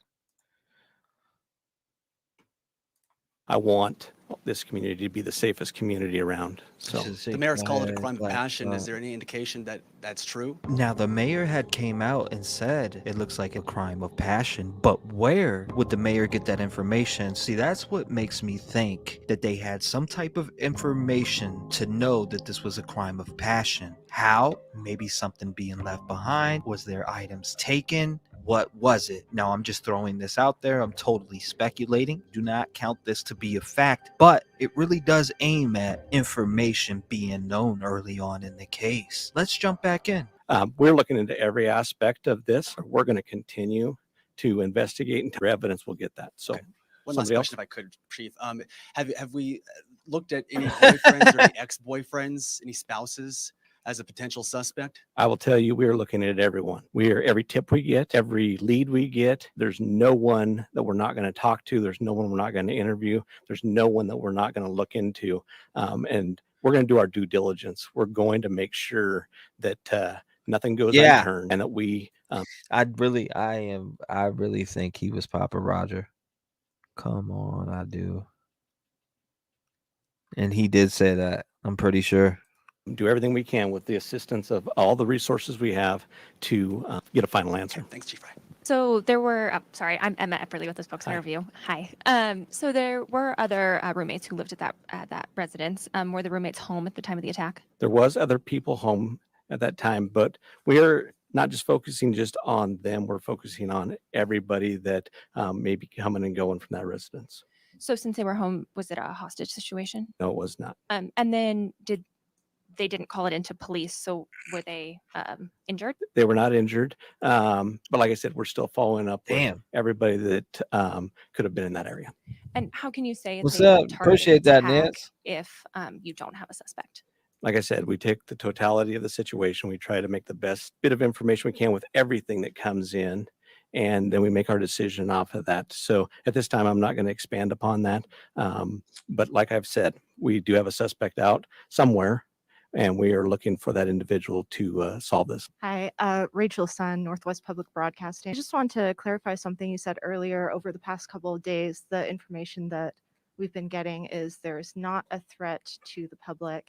And earlier I heard you say you can't be sure that there is no threat. I just want to clarify what your stance is on that. So we still believe it's a targeted attack. So the very logical thought here to me when thinking and going back and listening to this presser is that by November 16th, they knew that this was a targeted attack. Now, there would be signs at the murder scene that would prove it would be a targeted attack. What they knew, I can't explain. We still have zero answers from the coroner. We still have a lot of unknown information that we don't know about, but we do know one thing. This was targeted. There's still a person out there who committed 4 horrible crimes. So I think we got to go back to there is a threat out there still, possibly. We don't know. We don't believe it's going to be to anybody else. I know you said when the call came in, it was for an unconscious person, and also that was a stabbing. It seems just from an outside perspective looking in, like that would be not the first thing a person calling in would think. You're right. But the report that we got was that it was an unconscious individual. It wasn't until our officers arrived on scene, went in to do caregiving check on the individual who was unconscious, that we found the scene that we found. Hi, Heather Roberts with ABC News. Just to follow up on what she asked. So the other 2 roommates were there at the time of the attack? All the information that we have from our investigation is that, yes, they were. Okay, but they were unhurt. That is correct. So is there any explanation as to why it took so long then for someone to call 911? You have surviving witnesses to an incident at 3 or 4 in the morning, and the 911 call didn't come until noon? I don't think I ever said that they were witnesses. I said they were there. So, we don't know why that call came in at noon. and not in the middle of the night. Would have we loved for that to have happened? Yes, but that's not how it took place. So that's why we're investigating everything still to try to pull all the pieces together. Were they one of the people? Were they the 911 caller? At this point in time, I'm not going to divulge who our 911 caller is, just because I want to keep the integrity of the investigation at this point. Okay. Okay. And last question: are you able to tell whether the same weapon was used on all 4 victims? That's why we're having the autopsies done. The autopsy will confirm that and showing in the hopefully chat. collect some evidence for us, even from those. That's why you do the autopsies, is to try to be thorough and try to gather more. So we'll leave that would probably be something that would come out later. I mean, Derek Shug, Fox News Digital. Was there anything missing in the home, or were the purses still there? Any robbery attempt, anything like that? Nothing that we have identified. And I'm going to take about 2 more questions. All right. Hi, I'm Tim with the Daily Evergreen. I was just wondering, were the 2 other individuals present at the home when police responded at noon? Yes. Chief, if you don't mind elaborating a bit more on those 2 people. Was it 2 people? What have those people shared about the circumstances of that night, Right. what they saw or didn't see? I'm not going to go into what they shared that night. Obviously, that's part of our investigation. That's part of the information that we're trying to build our complete story with. So as far as that goes, we're not going to go any further into what they know and what they don't know. How many were there? We believe 2. Have you looked into the social media accounts of all the different victims? And do you, we understand that one may have had an account linked to her Instagram account. Have you looked into those accounts? Have you seen any sort of threats made to any of the individuals? So we are looking at all resources. We got, like I said, the Federal Bureau of Investigation helping us. We got our detectives, our forensic detectives looking into that. We're trying to build this whole picture. We're looking at everything that we can look at, social media, etc. So to answer your question, yes, we are. Were the victims all found in one part of the house? I'm not going to divulge that either. That's part of our investigation. Okay, so now we are going to jump into the next presser where they talk about their resources and everything that they're providing to the case to solve and get to the suspect that they eventually got to, Bryan Christopher Kohberger. Yeah. Now, they had plenty of resources, behavioral analysts, the FBI, and a bunch of different teams helping them out in this case. So make sure you listen carefully to the details that are about to be shared now. We continue to dedicate all the resources to this investigation. We've had 646 tips received, and all will be processed, vetted, investigated, and cleared. We've done over 90 interviews in this case so far, and the Moscow Police Department is utilizing the assistance from the Idaho State Police, the Federal Bureau of Investigation, and the Latah County Sheriff's Office. The personnel that has been assigned to this from the Moscow Police Department is 4 detectives, 24 officers, and 5 support staff. Federal Bureau of Investigators, we have 22 investigators in Moscow. 20 additional are assigned and located in the Treasure Valley, Salt Lake City, Utah, and West Virginia. We have 2 behavior analysis individuals from the Federal Bureau of Investigation. For the Idaho State Police, we have 20 investigators, a public information officer, ISP forensic services, and a crime scene team. We have 15 uniformed troopers to assist our community to help provide the additional resources for our patrols. Detectives are looking to develop any content that would help us in this event. Anyone who has observed any notable behavior or has any video Any notable behavior? surveillance. Members of the community, and it's been That's who I want to hear right here. Hold up.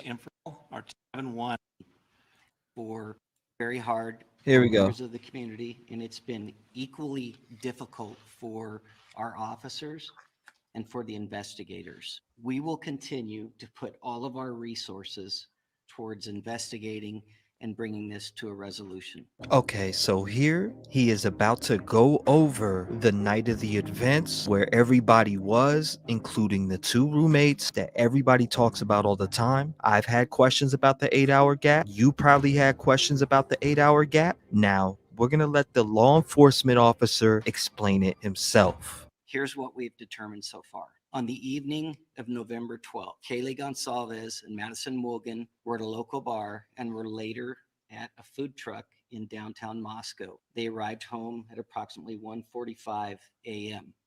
on the morning of November 13th. Ethan Chapin and Xana Kernodle were at the Sigma Chi house before also arriving home at approximately 1:45 a.m. Two surviving roommates were also out in the community, and they returned home at approximately 1 a.m. and did not wake up until later that morning. On the morning of November 13th, 11:58 a.m., a 911 call was placed to the Whitcomb Dispatch Center reporting an unconscious person. The call originated from inside the residence and was made from the phone of one of the surviving roommates. Reminder, earlier I was talking about one of the victim's friends going in and checking the pulse of Ethan and Xana. Now that was reported to multiple news outlets and was all over on social media, on a whole bunch of different articles. I still don't know that to be a fact, but it lines up with what he said. The 911 call was made from one of the roommates' phones.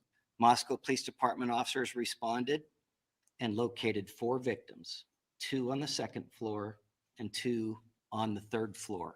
The Latah County coroners conducted autopsies, and detectives have been provided with the results of those autopsies. We know that the autopsies confirmed the identity See, of they the had 4 that. victims, determined the cause and manner of death as homicide by stabbing, and determined that it was likely all 4 victims who were asleep during the attack. Some of the victims had defensive wounds. There is one of the most important statements right there. Some of the victims had defensive wounds. Now, that goes with investigation skills.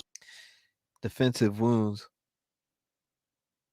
And that's why I think that they have other DNA. I don't know. Like skin, fingernails.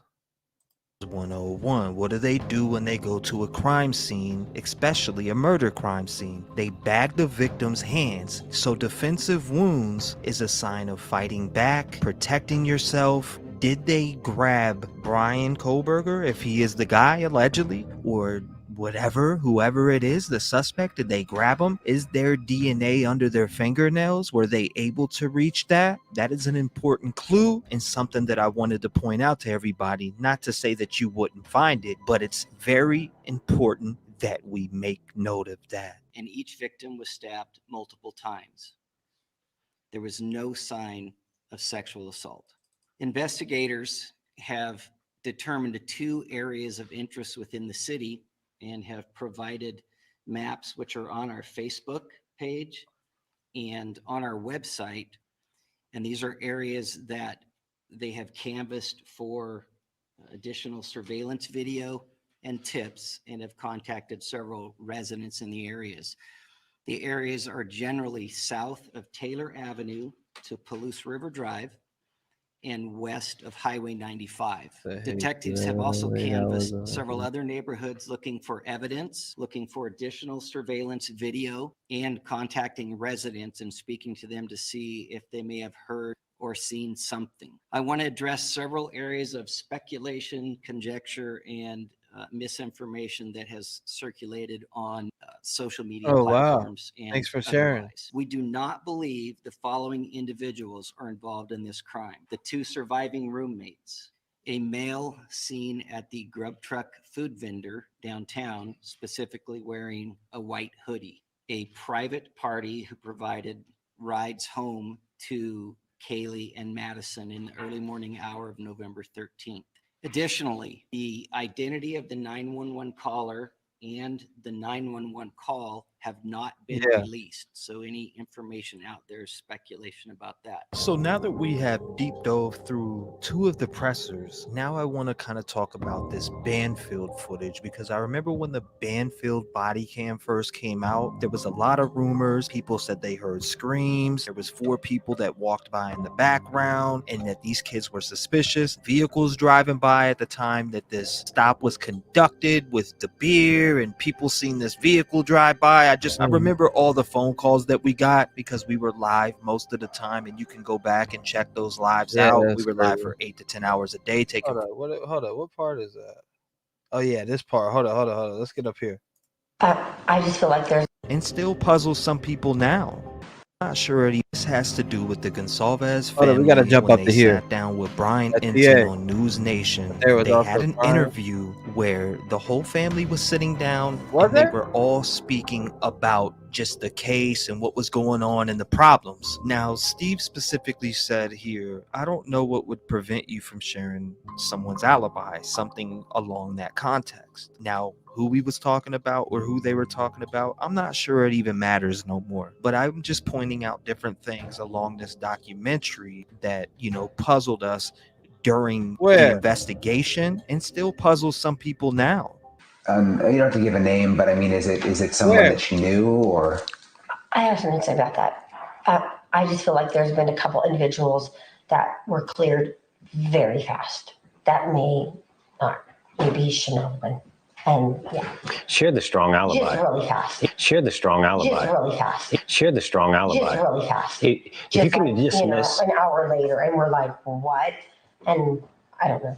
I don't know anything about those individuals. I just know what was going on in the problems no more. You don't have to give people now pointing out different, speaking about Where- just the what are you case talking and what about? was going on in the problems. Where? Now, Steve specifically said here, I don't Where? know what would prevent you from sharing someone's alibi, something along that context. Where? Now, So I'm who he looking. was talking about or who they were talking about, I'm not Let's see sure what it you're even talking about. matters Hold no up. more. But I'm just pointing out different things along this documentary Hold up. that, puzzled us during the investigation and still puzzles some people now. you don't have to give a name, but I mean, is it someone that she I don't see knew it. or? I have something to say about that. I just feel like there's been a couple individuals that were cleared very fast. That may not, maybe shouldn't have. This part right here is. Yeah, Share the strong just alibi. really fast. Share the strong Just alibi. really fast. Share the strong alibi. Just really fast. If you Just can like, dismiss. an hour later, and we're like, what? And I don't know. I don't know anything about those individuals. I just know they were people that, definitely should have been looked at. Share the strong and- alibi. I don't know what would prevent you from sharing somebody's alibi.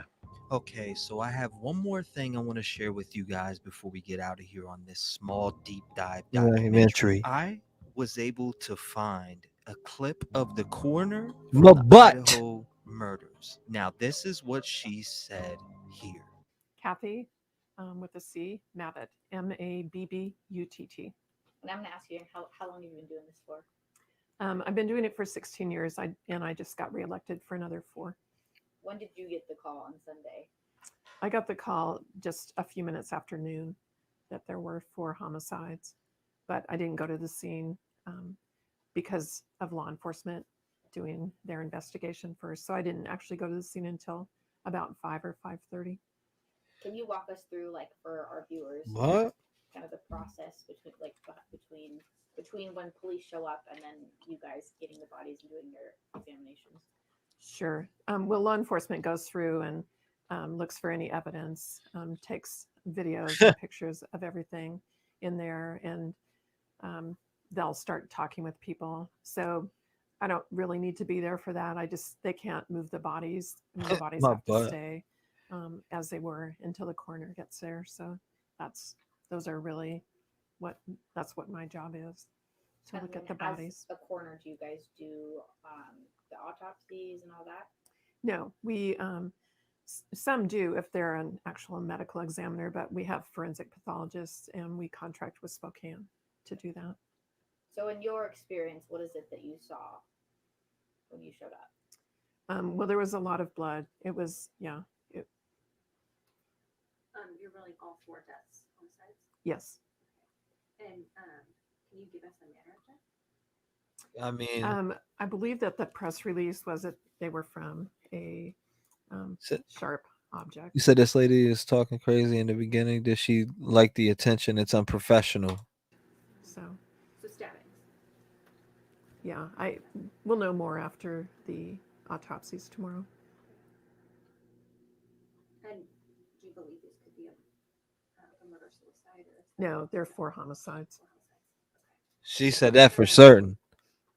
And when it comes to doing the investigation post-autopsy, that falls on you, correct? Yes. It's my job to determine the manner and mechanism of death. And then I know with toxicology results, there can often be, just in Washington, a delay. So do you have any idea how long it could take if those were relevant to get any type of results back on that? Well, the toxicology reports, right, they usually take 4 to 6 weeks, sometimes longer. But they Keep might, that cap out of here. I don't think they're going to be relevant in the actual She's manner the defense or attorney. cause of death. And do we know how long between the time of death and when police found them, approximately? No, I don't know for sure. Do we have like any, like, could it have been hours? Could it have been a day? Was it maybe close? Like, is there any sort of like time frame there? No, Not that there is I'm none. aware of. None.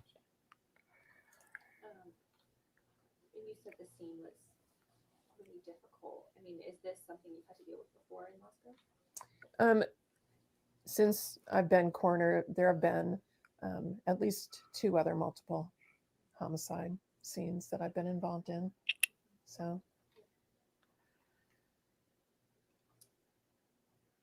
Would you say this is probably the most Exactly. That's exactly. no, it's hard to just There single it out. was an audio. It's the only one I've been to where there have been 4 people at one scene. But There have been the other ones have had multiple scenes. And was anybody else injured, like any non-deceased people? Not that I'm aware of, but I wouldn't necessarily be notified either. Okay. I didn't know if that was like because the injuries could be similar matter to you. Oh, right. Were the deceased all in close proximity to each other, or were they in different rooms? I don't know that I can discuss that. I think, yeah. Will we be able to get a copy of your report once it's concluded? I'm sure it'll be. Oh, sure. Yeah. Yes. Okay, just call. Yes. Yep. Thank you. Do you know what the time frame for that will be? It just depends on how relevant the toxicology report is, but Okay. Okay. So- So it was like the 4 to 6 weeks. it could be. Yeah. oh, that was. You're welcome. Yeah. We appreciate it. Sure. The coroner still processing the gruesome murder scene. It was very, very traumatic. Have you seen anything like that before? No. Wow. So she seemed pretty touched by this tragedy, and you could tell that she was visibly shaken, nervous, etc. Thank you guys for tuning into this deep dive documentary All right. the oppressors and the Gonsalves family and seeing the corner. If you like what you see, make sure you smash the notification All right, bell, here we go. subscribe, and tune in.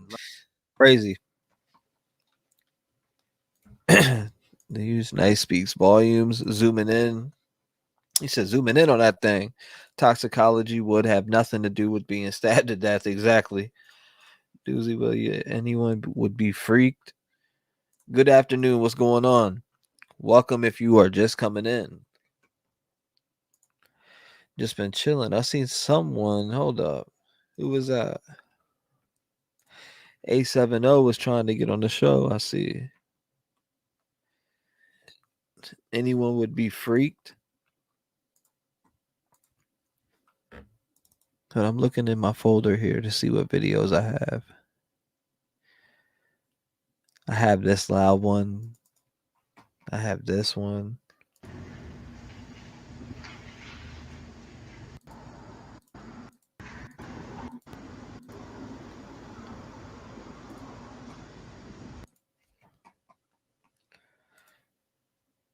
I know you guys remember this. Hold up. Oh no. What am I doing? What am I doing? This right here. What's going on, Kylie?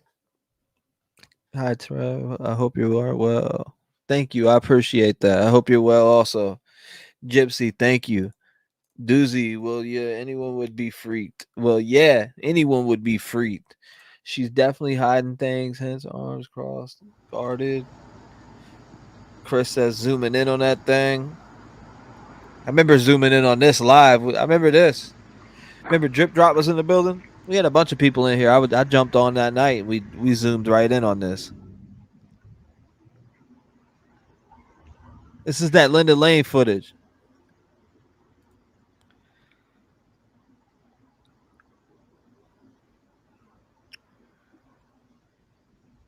White car right there. That's whiter than it. That's white. Bing.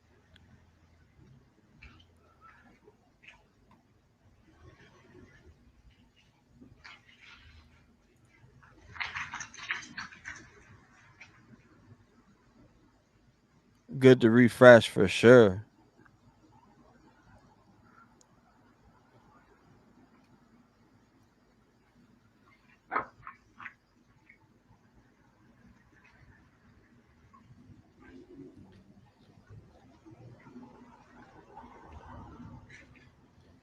I have more. Hold up. I'm looking in my folder.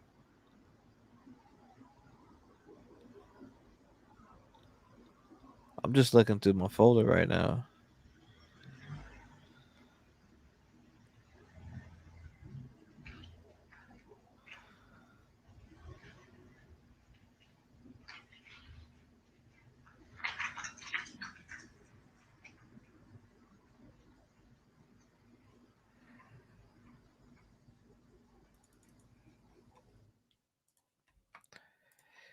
You think that I think this is gonna be the camera that gets him right here.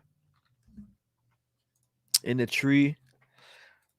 I personally think this is gonna be what gets him right here.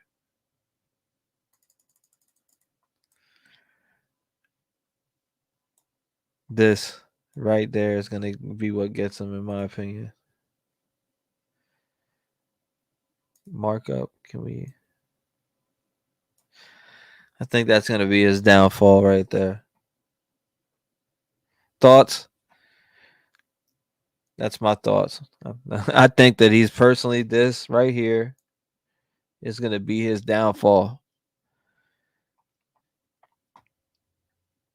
And it may not even be just that one. It's going to be multiple cameras, WSU cameras here, phone pings, that DNA. Some type of DNA will be used. I'd be surprised if they get it thrown out.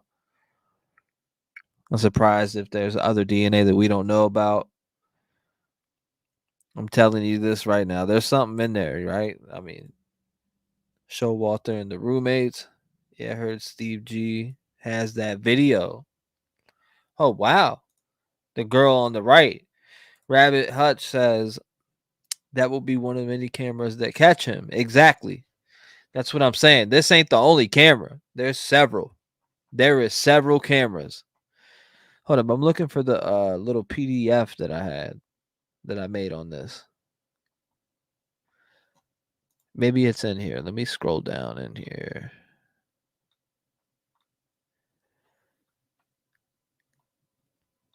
I made one, but I don't even know where it's at in here.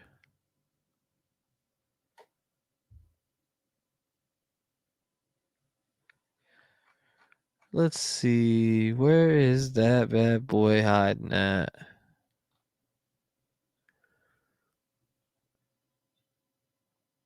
I don't see it. Maybe I don't have it on here.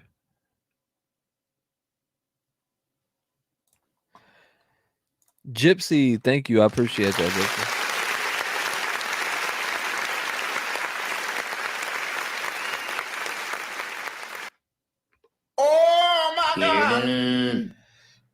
Yep.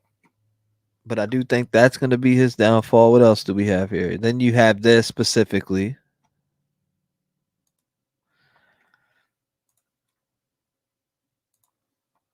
I can minimize it like that. I have a whole folder of, oh my God, this is a mess. I need to fix all of this. This is horrible. I got the Idaho 4 documentary stuff right here. This is a mess. I need to fix this ASAP. Where's the one that no? Okay, here's some more right here. I think Donna sent this one in. Talking about this. Let's see if you guys can see that. Donna, I think you sent this in. This right here. I don't know if you remember doing that, Donna.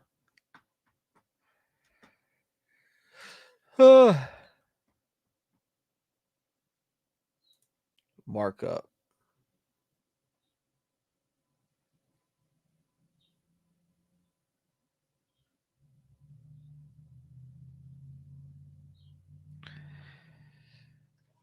That's probably it right there, but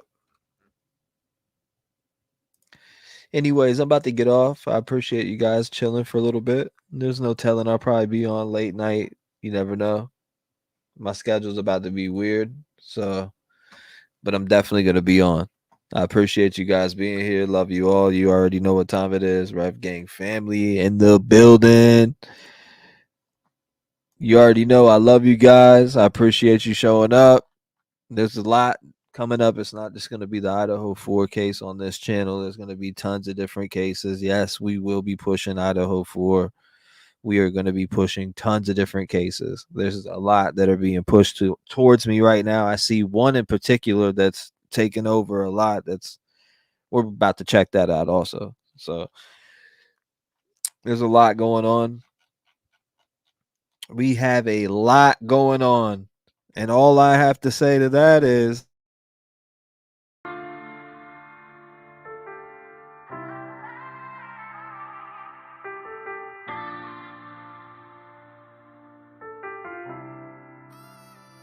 I count my blessings for the days when I was down and losing faith. They made me patient.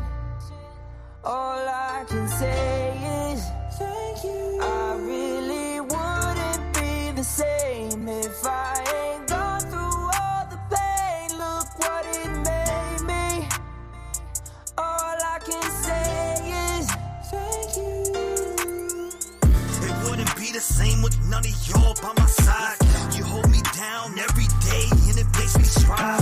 I wake up and look forward to doing these lives. A lot of y'all really came and opened up my eyes, and I hope I gave it back because it comes with yours. No matter what they say, I know I opened up them doors. I brought a family together even though shit was rough. They tried to shut us down, but we really shut them up. No matter what, we stand together when shit gets tough. I wanna thank everyone for showing me love. The Rev Gang family is something I cherish and love, and I'll smack anyone for fucking with us. Blessings for the days when I was down and losing faith. They made me patient. All I can say is thank you. I really wouldn't be the same if I ain't gone through all the pain. Look what it made me. All I can say is thank you. No one making a voice to the voiceless. People get killed for other stupid choices. Standing up for the families that took a loss is something that we find important. Rap game strong, chest up.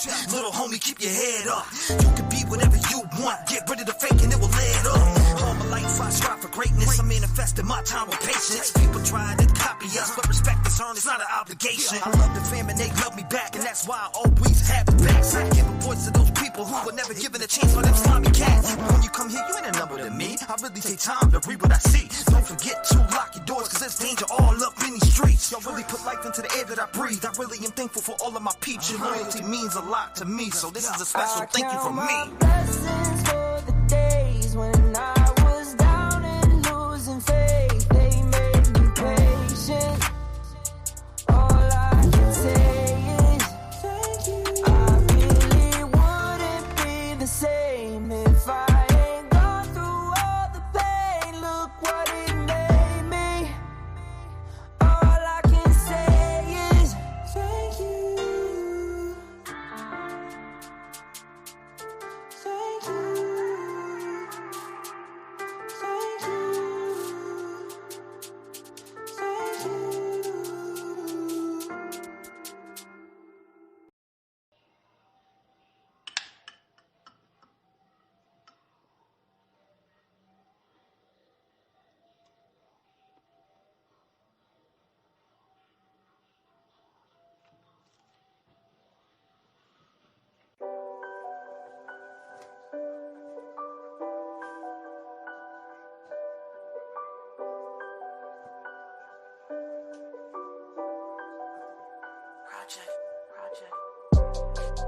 I just wanna change my life, cause every day I wake up, it's a struggle. Every day is a struggle. I strap up my boots and hit that dough, cause all I know's how to hustle. All the people try to stop me, I ain't never giving up. I keep my head above my shoulders, I ain't never gave a fuck. I put my all into everything that I ever done. I pray to God it pays off, that's why I'm talking to his son. Listen. Need my life to change. I'm tired of going bad. I'm tired of being overlooked. I'm tired of being mad. Being sick to death inside, just ain't getting it. Modified, fortified, unsatisfied, I'm losing it. On my knees, I'm begging for change. Trying to rearrange, free myself from these chains. Prison walls inside my brain, closing in on me, consuming me, it's driving me insane. Jesus, I'm begging for your help. I'm so confused, feeling overwhelmed, surrounded by all of this ungodly-ish. I pray for you to change my situation quick. I just wanna change my life, cause every day I wake up, it's a struggle. Every day is a struggle. I strap up my boots and hit that dough, cause all I know's how to hustle. All the people try to stop me, I ain't never giving up. I keep my head above my shoulders, I ain't never gave a fuck. I put my all into everything that I ever done. I pray to God it pays off, that's why I'm talking to his son. Listen, I wake up every day, it feels so cold. I keep on looking to find my lost soul. Jesus, take the wheel, provide damage control. Help me to pick up the pieces, help me to be whole. I keep my head high as I fight through the days, hearing the demons' laughter, I'm caught in their haze. Try to bring me down, I refuse to frown. I fall on my knees and pray to the King of Kings. Change my life, change my ways. I'm praying for better days, cause I'm sick of the haze. I need a change, I'm tired of the struggle. I'm begging you, Jesus, won't you help your brother? I just wanna change my life, cause every day I wake up, it's a struggle. Every day is a struggle. I strap up my boots and hit that dough, cause all I know's how to hustle. All the people try to stop me, I ain't never giving up. I keep my head above my shoulders, I ain't never gave a fuck. I put my all into everything that I ever done. I pray to God it pays off, that's why I'm talking to his son. Listen.